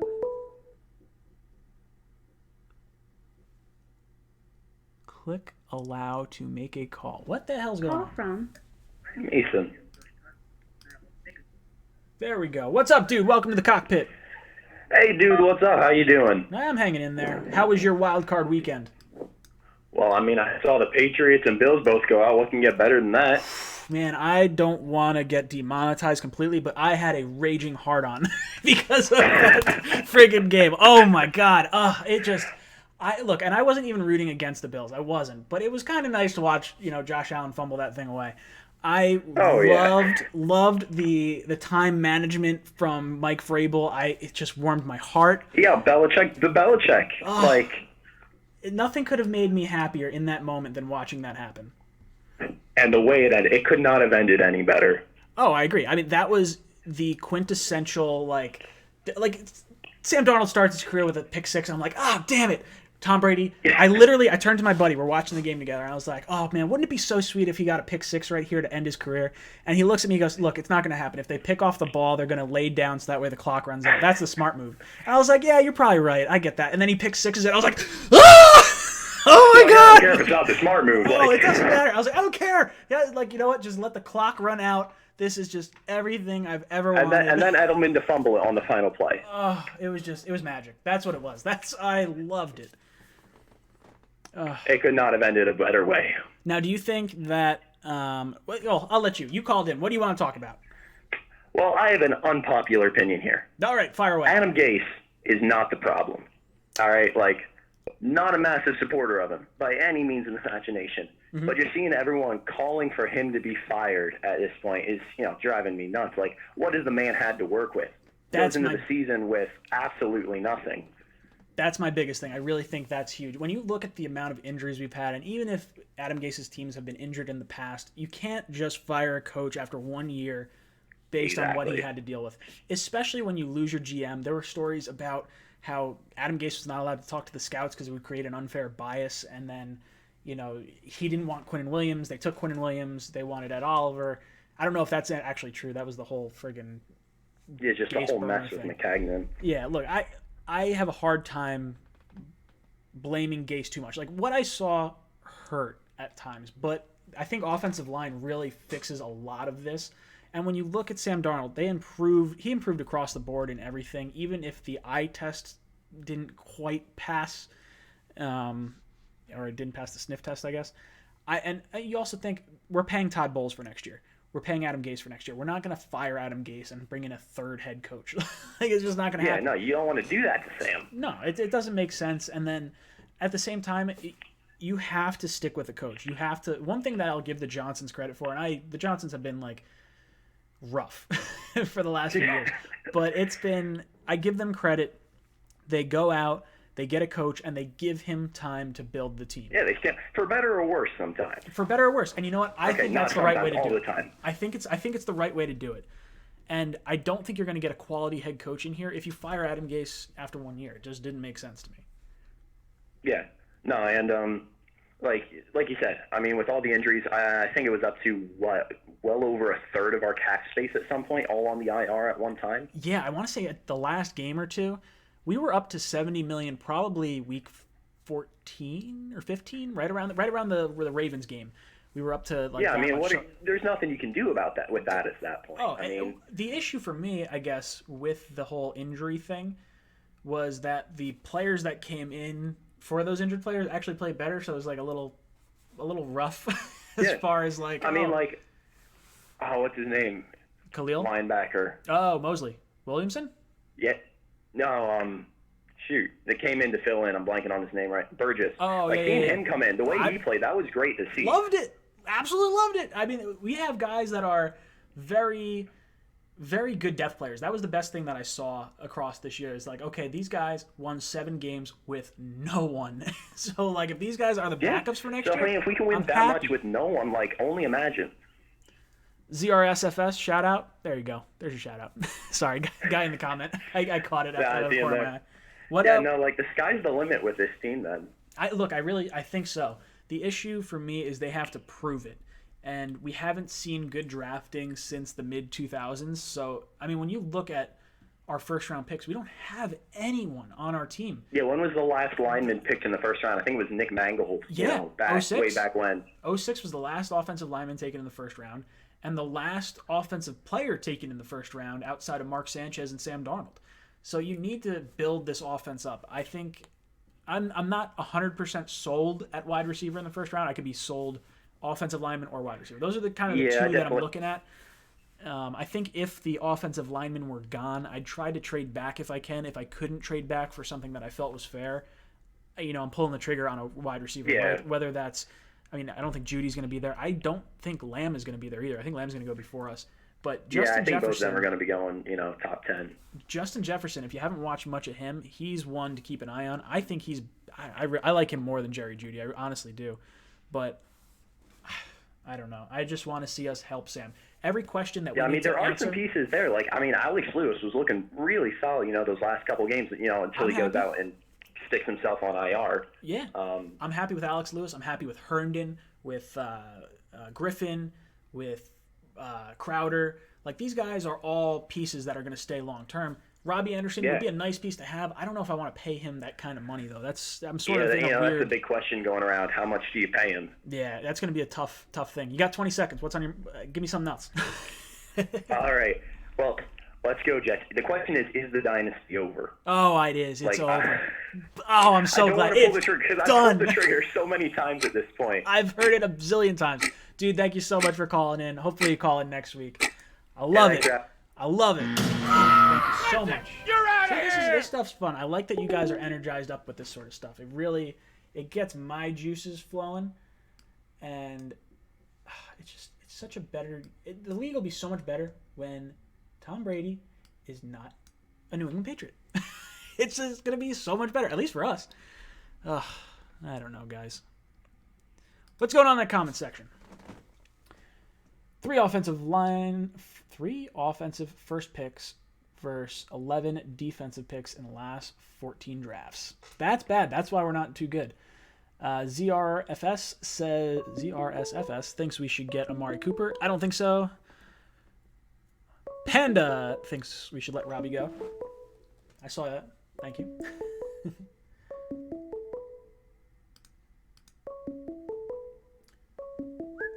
trying to pick up your phone call. I apologize. Click allow to make. Why am I doing this? Oh, I apologize. Whoever just called in, call in again. Just gonna hit refresh on this page, try to get some action going. I didn't mean to not answer your call. So if you just called in, I tried to pick it up, but I think I hit something at some point. And it screwed it up. Too much money. Jim says Antonio Brown and Cooper. I want Antonio Brown nowhere near this team. I'm sorry. What do you think about 17-game schedule potentially? I talked to Avery Williamson about this, believe it or not. I had a chance to talk with him. And I think that if they do a 17-game schedule, they probably have to get rid of 2 preseason games. I like the way the schedule looks right now. I wouldn't change it. That would be my personal opinion. Call from Grandpa Mark. Grandpa Mark! What's up, brother? Robbie's going to Miami. You think so? Look, my thought was, hey, here's what's going to happen. Matt Rule goes to the Giants as the head coach. Robbie Anderson played for Matt Rule at Temple. Robbie Anderson doesn't move from the metropolitan area. He goes to the Giants instead. Hey, look, you might be right, but don't forget Robbie's from Miami.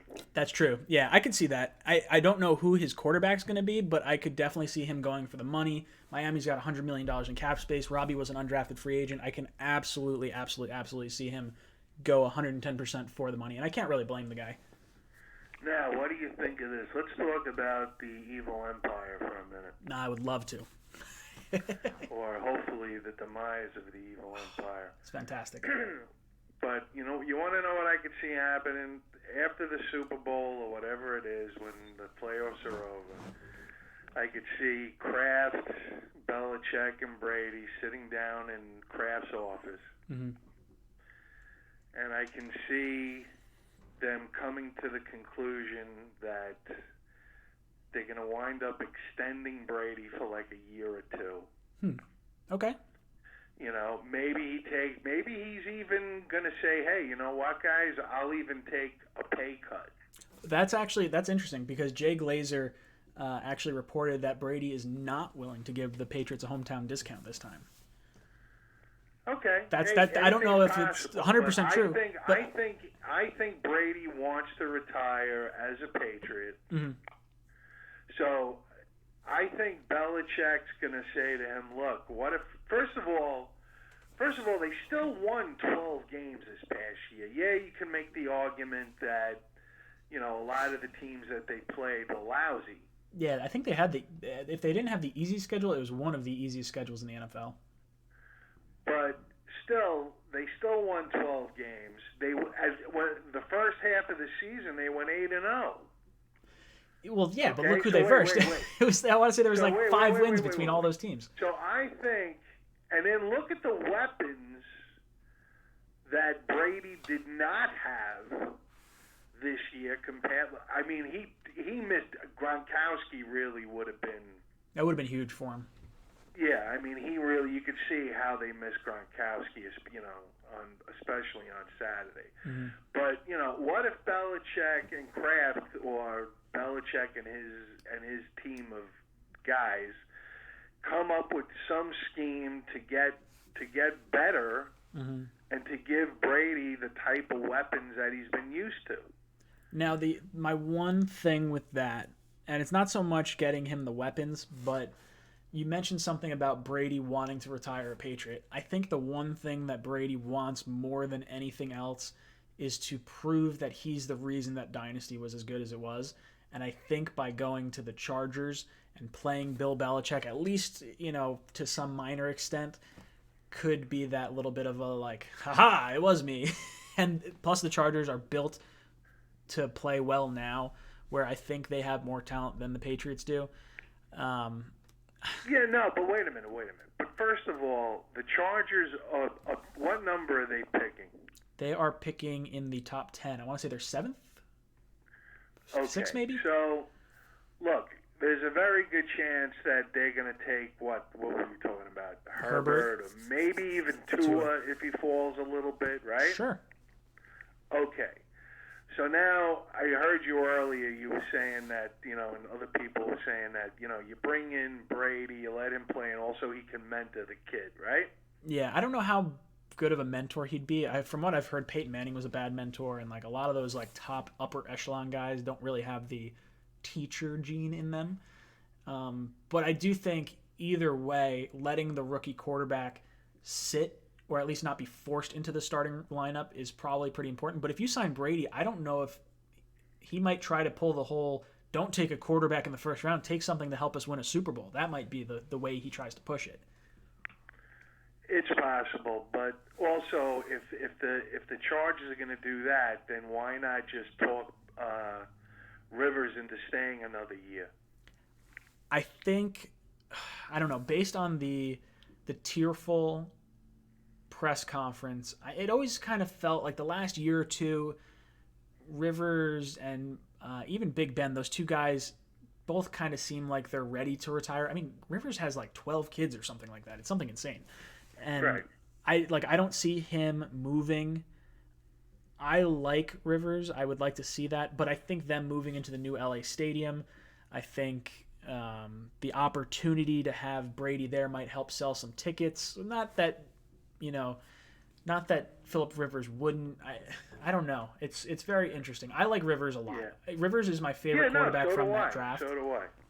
I can't picture the Chargers wanting to sign a 43-year-old quarterback. Even a Tom Brady. That's where I got hung up a lot. Like when I was trying to think about like who wants, like Tom Brady was paid as like the 11th or 14th highest paid quarterback this past year, and now he's going to say he's not taking a hometown discount, so he's going to get more money. But if he was already like not taking up a lot of space, why would you want to pay him more to get not good play? Like he played all right, but like not. It wasn't the Tom Brady you're used to. Like this was his lowest QBR since I think. Or not QBR, his lowest quarterback rating year since 2002, I think. Yeah, something like that. But I don't know. I just have this feeling that he'll stay. That the evil empire is still going to be in charge of the galaxy for a little while. Do you think it'll be because Brady's there, or do you think it's because Belichick's there and he's going to get someone else? No. I honestly, my gut is telling me, like I said earlier, I think the three of them are going to have a powwow, and they're going to try to come up with some scheme, and they're going to re-sign Brady for like a year or two. Mm-hmm. And Belichick is going to say, okay, this is what we're going to do, and let's stay on this path as long as we can. I wonder, and I didn't think about this till you just started saying all that right now. I wonder if because Brady went to Kraft, or at least that's the story, to get rid of Garoppolo, if Belichick's really, like, it feels like he's ready to move on from Brady, and I think he knows it. If Kraft overpowered or overruled Belichick again, I could see Belichick saying, hey, I'm going to retire, or I'm going to leave, or whatever, take a year off, and then maybe come back to coach. Not the Patriots, but I could see him being like, yo, I'm done. Like, sorry. Like, you can't keep doing this to me. I don't know. Or the whole. Did you watch the two press conferences between him and Brady? They both said some weird, kind of cryptic-y type stuff. It sounded like Brady felt like he wasn't going to play there again next year. But there was also the idea that maybe it's a bargaining chip. Like, hey, I don't know what the future holds. I'm gonna not take a hometown discount. I'm gonna make as much as I can, like that sort of thing. Look, wait a minute, Ryan. Take a look. Look at this whole thing, the whole Belichick-Brady thing. Look at it from Kraft's point of view. Kraft loves it. Right. So, I mean, his team has been winning Super Bowls and winning the AFC East now for almost 20 years on a yearly basis. Yep. So, if you can keep the team together, if you're not going to why break the band up? I think it's a Brady thing. I honestly do. I think Kraft, he said something today or yesterday about how if he would have it his way, Brady would either play as a Patriot or he would retire. He doesn't want to see him play in another uniform. So he might open up the checkbook and just say, hey, take it. Like, everything we got. Yeah, Just- look, yeah, Ryan, that's another thing. We don't know. Nobody knows what kind of deals these guys have made behind closed doors. Yeah. See, that's a big thing. You know, I guarantee Brady's going to have some type of ownership stake in the Patriots. They might have to wait a few years after he retires to have it. Sort of like the Elway thing, where Elway is, president or whatever of the, the Denver Broncos. I think it's going to be that same sort of thing that happens with the Patriots. Right, I hear you, man. But all right, hey, look. So I think I asked you this last week. I'll ask you again because I can't remember what you said. But what are you? I mean, like now that the season's over, what are you going to be doing as far as this show? Are you going to slow down or what? No, I think I'm still going to do the Monday night show. So the whole offseason from free agency on, I stuck with Monday night. I've been playing with the idea of possibly switching the day up because I think in season streaming on a Monday night hurt the amount of people that we could get in here because I just didn't have enough. Oh yeah, right, because of the games, right? Yeah, okay. People want to watch the games, and I get it. That makes sense. I would probably. I was thinking possibly Wednesday or Tuesday. I know there's a Jets radio show or something like that podcast. Let's Talk Jets, or I think it's Let's Talk Jets radio does something on Tuesdays. So my original idea was like, hey, I'm not gonna, step on their toes by doing it. I'm gonna do Mondays, but Mondays just didn't seem to like work out quite as well. Right. Okay. We'll see. When's the next time you're gonna have O'Leary on? O'Leary. So I was talking to him. When did I talk to him? I commented on his video the other day, and he commented on mine. We talk pretty consistently, a few times a week. I had him on. One other. I've had him on twice so far, but I'd like to have him on again. You had him on I think about 3 weeks ago. Yeah. So one thing that we've talked about doing was some sort of, and it wouldn't so much be a. I guess. We're talking about having a panel of guys. So me and like maybe O'Leary, maybe Chris and Bad Dog and these guys, and do a, or at least I haven't talked to Chris and Bad Dog and Chris and those guys about it yet. But I wanted to do something where we all video chat. It might not be a live show. It might be something where we're all talking, and we'll have maybe three questions, and it'll be like, okay, hey, this is what do you think about the Leonard Williams trade? And then you'll get my take on it. Then you'll get O'Leary's. Then you'll get Chris's, then you get Bad Dogs or whatever, and then it'll be it'll be a little more, it'll be edited. Like we would film it in a group chat style video format with the 4 panels, and then I would add some of my more traditional editing styles into that to kind of give it a little bit more, and that might be a longer type show. And what I'd like to pitch to those guys is if we do that, I would very much be okay with editing slightly different variations or the same video and sending it to Chris's channel, Bad Dog's channel, O'Leary's channel. We could all post it. Like I'm not saying, I don't know. It would be good for exposure across the board. Now those guys have closer. Those guys have closer to 20,000 subscribers, so I don't know if they're gonna want to deal with little old me with like just under 5. But I did talk to them preseason, and they did want to do a video at one point. I just didn't follow up with too much stuff. I just want to figure out the right way to do it. All right. Well, it doesn't matter what day of the week, I'm going to give you a call. So. I love it, dude. Thank you so much for calling in, Mark. All right, bro. Bye-bye. Take it easy, brother.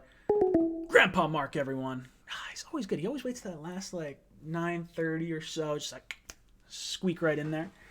All right. I'm going to turn off the phone lines for now. We're going to answer some comment questions to go the rest of the way out. Why would Belichick be done with Brady? That makes no sense. He's not done. I hope Brady asks for $40 million 1 year, and the Pats give it to him. Now, Jim, let's look at the salary cap for the New England Patriots, because this is something I'm actually curious in. It's not so much that I think Belichick is done with Brady. I think it's more so that Brady and Belichick are kind of at odds for who is the orchestrator of this whole dynasty. And it's a weird question because it's obviously both of them, but who is more responsible for it? Like when you look at Peyton Manning, you're like, okay, that dude took care of business. But Belichick and Brady have been tied from the hip since their start. So there's really no clear winner in that. So the New England Patriots, where are they? They have $46 million in cap space right now. They have 47 players under contract going into next year. So they're going to need about $10 million to sign their draft class. That means they have around $36 million in cap space, and they still have to fill out an additional, practice squad and, well, actually, I guess the practice squad, that doesn't count against the cap. It's only the top 51 contracts will count against the cap. So I think Brady's going to get like 1 year, $30 million. This past year, I think he took $21 million was what it was. So I could see him getting 1 year, $30 million from a team. The reason I'm saying the Chargers, if you look at it, they are sitting at about $52 million in cap with 44 players under contract. So around the same amount. I'm saying the Chargers. The reason why a lot of people are saying the Chargers, the whole TB12 thing, he's from LA. He gets to face Bill Belichick next year because the AFC East is playing the AFC West. Now that game would be in LA, it wouldn't be in Foxborough. So you wouldn't have to see Brady come in as a different quarterback on a different team in New England. So that's a little interesting. It would get a lot of people in to see Brady's potential last year into that new stadium. I think there's a lot of wins there, I guess, if that happens. RJ Dude, we can get a good wideout with a second round, not a great lineman in the second round, so we need to get lineman in the first. That's definitely accurate for sure. I would definitely be on board with going offensive line in the first round. I think it's going to depend for me who is there to take, because if you're looking at the third or fourth best left tackle, but you're looking at CeeDee Lamb also, I'm probably going to take CeeDee Lamb. I don't know if I would pull the trigger on the lower end tackle. I would at that point, maybe I'd consider trading down a lot and get Tyler Biadasz, maybe pick up an extra second, a first next year, maybe one of those kinds of types of trades. That would be fantastic. The Chargers have helicap, are in LA, and need to sell tickets. They have, I wouldn't say helicap, but they have a good amount of cap for sure, and they have weapons. They got a good team around there. 31 other teams want to trade for Diggs. The man's hands stick to mailboxes. I saw that commercial. That's a great commercial. I like Stefon Diggs a lot. I will be interested to see where he goes because I think the Vikings are probably going to ask for a first-round pick, which is fair. His contract, we'll pull it up right now. Where is he? Minnesota. Stefon Diggs' contract. He's getting paid $14.5 million this year. His contract's actually pretty good. They can get a nice draft pick for him. And after the 2020 season, you'll actually be able to cut him and save a pretty decent amount of money. So March 2020, he's guaranteed nearly $11 million if he's on the roster. So that would mean you're basically keeping him for that 1 year at least. But honestly, his cap savings if you were to cut him isn't that big anyway, so that's not really a big deal.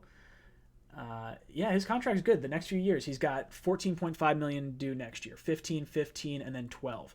So I'm 110% for this, and I think because of the prorated bonus, I think that actually accelerates. So you might even save a few bucks on a trade.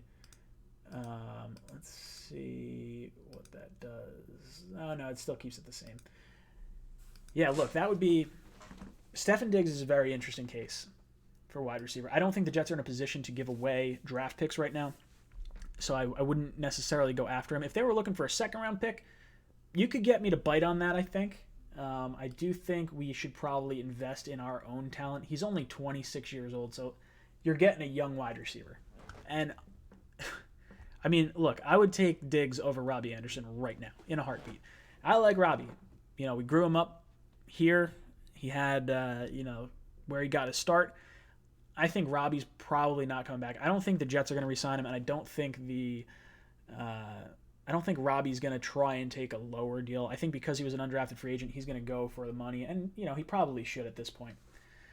What other comment questions we got? If tackle number 3 is left at 11, then I'll be a sad panda. I hope that's not the case. But look, I could see we're probably lucky that the Washington Redskins have the second pick, because as long as they're in the second pick, they'll take Chase Young. I'd be very surprised if they didn't take Chase Young. If they were the fourth pick, then they would have taken Andrew Thomas. So now when you're looking at the draft board, let's pull it up right now. I'll do a little spitball analysis for you guys that have hung around in the chat so long. I'll give you my mock draft that I'm kind of thinking right-ish now. So you got Burrow going 1. You got Chase Young at 2. At number 3, that's where things get interesting, because this is where you can start seeing trades happen between the Detroit Lions and the New York Giants. Those are 2 potential trade partners to jump in front of the Chargers and the Dolphins. And teams like potentially the Las Vegas Raiders, who might want to open their stadium with a brand new quarterback. I have a Raiders buddy who is not necessarily 110% sold on Derek Carr. I like Derek Carr a lot. Could you imagine if he's out, if he gets traded for a first-round pick? Dude, I would... There were rumors that Quinnen Williams could be traded to Oakland at one point, and I would absolutely, if we had to give up Quinnen Williams and we could get either the Raiders' 12th pick or the 19th pick, either one of those, I'd be perfectly fine with trading Quinnen Williams for it. Yeah, we lose a ton of value because he was the 3rd overall pick versus, this, but I think based on the talent we saw Greg Williams work with and have Quinnen Williams kind of not really be too big of a factor in that, I would be okay with moving on from him and investing in other areas, because then now all of a sudden maybe you take CeeDee Lamb at 11, or you take maybe the top tackle, then you have the 19th pick, maybe you take maybe that's where you take a wide receiver, Justin Jefferson. I don't think CeeDee Lamb's going to last that far. And then who knows? If you do move on from Jamal Adams, you're definitely getting another first-round pick, which would be Dallas at 17. The Jets could have – there's some room to wiggle for the Jets right now. I'm not exactly sure where I fall on the Jamal Adams side of things. I am very against getting rid of good players, especially when it's a homegrown good player. He's probably the most exciting player that we've had in a long time. Brandon Marshall was cool, but Brandon Marshall was at the end of his – ropes. Eric Lee, thank you for subscribing. Very cool. Yeah, dude, I don't know. Okay, so with the Jets at 11, who are we looking at for these guys? I would say Okudah would go number 3 to the Lions. Tankathon right now has Andrew Thomas going to the Lions. I don't know if I necessarily buy that. Offensive line you really can't go wrong with. If Okudah does drop down to 4, I think the Giants definitely take him. Tua Tagovailoa at 5 to the Dolphins makes sense to me, or Herbert. I think those are the 2 quarterbacks that are going to go there, 5 and 6. You can see Miami trading up. I could see Miami trading up to 3 to make sure they get their guy. I think that would be interesting, because if the top, who knows, maybe it goes 1, 2, 3, Burrow, Tua, Herbert, but then all of a sudden Chase Young's out of there. I think Chase Young's probably the best, non-quarterback in this draft. At number 7, you have Derek Brown going to the Panthers, so that's an interesting move. Jerry Jeudy going number 8 to the Cardinals. I would be, I don't want to say surprised if he goes that late, but based on the picks ahead of us, I can see it happening. Tackle Tristan Wirfs going to the Jaguars, and then Cedric Wills out of Alabama going to the Browns at 10. So we could have, in this mock draft right here, they have 3 tackles going off the board before the Jets get the pick at number 11. They have the Jets taking CeeDee Lamb, and I would definitely take CeeDee Lamb. If the board falls like this, there's no one that I'm looking at on the board that's picked after us that I really want, because you have the Raiders with Henry Ruggs, Isaiah Simmons, the outside linebacker from Clemson, Grant Delpit, T. Higgins from Clemson, AJ Epensa is an edge rusher that I've heard a lot of people talk about, so maybe you look at him. I would say if those 3 tackles go in front of the Jets, the next best tackle is going to be Austin Jackson, who's going to go at the tail end of the first round, at least according to this draft. If this mock draft is anything correct, Austin Jackson goes 28 to Seattle at this particular point in time. In the second round, they have the Jets. Oh, God, the Jets pick 48th. Have us taking Prince Wanogo, 6'7", 306-pound tackle out of Auburn. Look, as long as we address the offensive line, I am good with it. They have, for reference, they have Biadasz going 33 overall to the Bengals. Look, I like Biadasz a lot, and I think I would like to see the Jets trade down if all the tackles are off the board. Oh, but CeeDee Lamb would be so good. I would take CeeDee Lamb. If the board felt like this, I would take CeeDee Lamb. And then, look, if you could move on from Quinnen Williams for a draft pick, that's when you probably take Biadasz. I mean, you obviously hope he falls to us in the second round, but because the Jets' second round pick is so late, I don't know if it's going to happen. Third round, what do they have us taking? Jalen Johnson, the cornerback out of Utah with the Giants pick, and then you got Nick Harris, the center from Washington, going 79th. So that would be really interesting. I'm going to have to dive into some draft stuff as we get a little bit further along into the offseason. Guys, before I tune off right now, I want your opinion. We got 47 people in here, so if I get 47 people to let me know their opinion on this, that would be fantastic. I like doing some videos that are not necessarily Jet videos, like, say the weekend, the wild card weekend recap. In your opinion, I know this is a Jets channel, should I stick just to Jets, or should I go outside of that? I'd like to grow the channel, and I think outside of, if I were to expand outside of Jets, you could get more people, but, guys like Jet Central, they have guys that are, he's got, 12,000 subscribers, so I know at least I could get up to 12,000 of Jet fans, potentially. And then when you look at the Jets YouTube channel, they have, I want to say 25,000 or something like that, so, there's a ton there. I don't know. I would love to get people to, RJ Duda, expand. Okay, cool. Look, that's interesting. I like doing that. Dennis Pettis is all NFL. I have a lot of fun doing those kind of videos. For the playoffs, I would expand. Okay, we got a few guys for expand. That makes me feel good. Now, would you guys want me to keep it as Jets Talk? Let's see. If we were not in the playoffs, may as well talk about whatever's still happening. Makes sense. I would join to join in a show too. Are you saying you would join into the show if we, let's see, it will give you the bucks and is the video. What are you talking about? What did I miss? Expand. It will give you, give you the bucks and the videos and is the videos. Look, I diversify your portfolio. Do what you want. Be happy, but tune in for the Jet stuff. But I tune in for the Jet stuff, of course. You guys are saying expand. My son plays for LSU. Very cool. Very neat. Expand, but stay Jets based. Do it.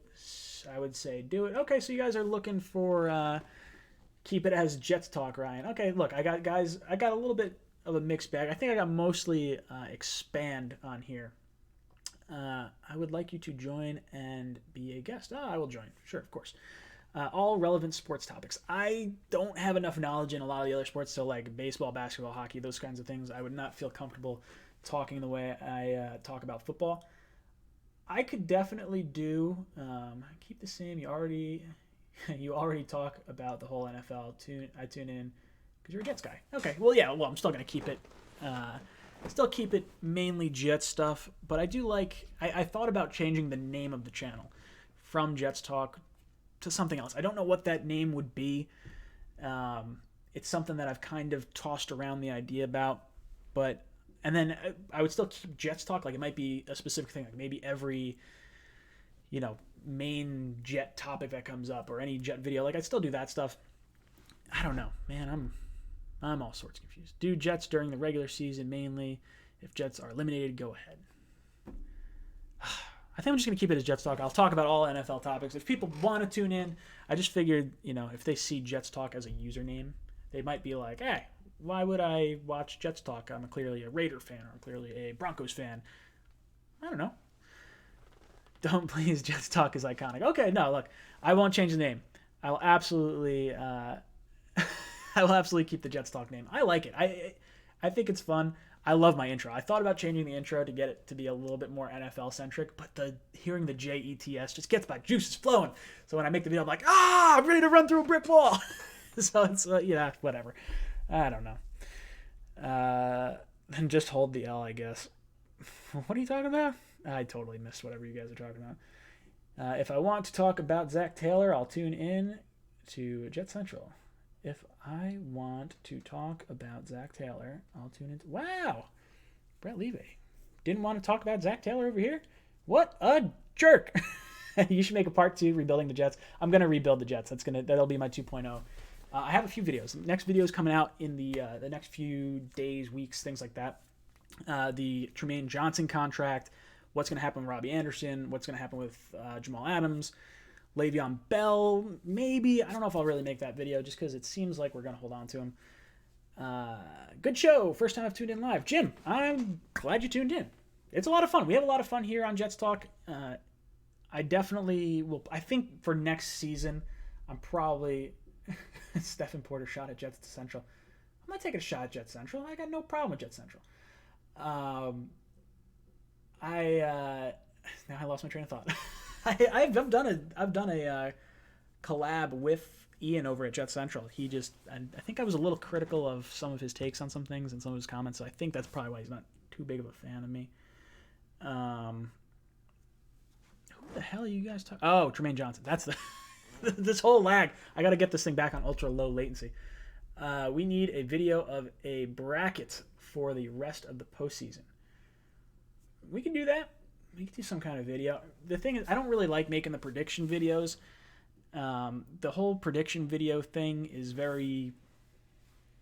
I don't know. I like kind of bringing the news, if that makes sense. I like having a little funny take on things and sort of my my spitball of stuff. But yeah, guys, no, I appreciate all you guys tuning in. It means a lot to me. I started this channel. I have a lot of fun with you guys, and we have a nice little community growing. I mean, heck, this is not Jets season anymore, and we had probably 60 people in the chat at one point, so not too shabby. If you guys want to help grow the channel, tell a friend. Of course, I would love to have an extra subscriber or so, but I would love to get some more people in the comments and just bullshit around with you guys. I answer every comment, so when you guys leave a comment down in the description of the videos, I go through meticulously and I'll go through everything. If you just get a heart and you don't get a response, I did read it and I wasn't sure necessarily maybe what to put, but for the most part, I answer everything. Guys, I think that's going to be it for me tonight. We'll be back here next week on Monday. Let me know what you guys want to talk about for next week. Yeah, Rock Angel Boys, Jets Talk, signing off one more time. J-E-T-A!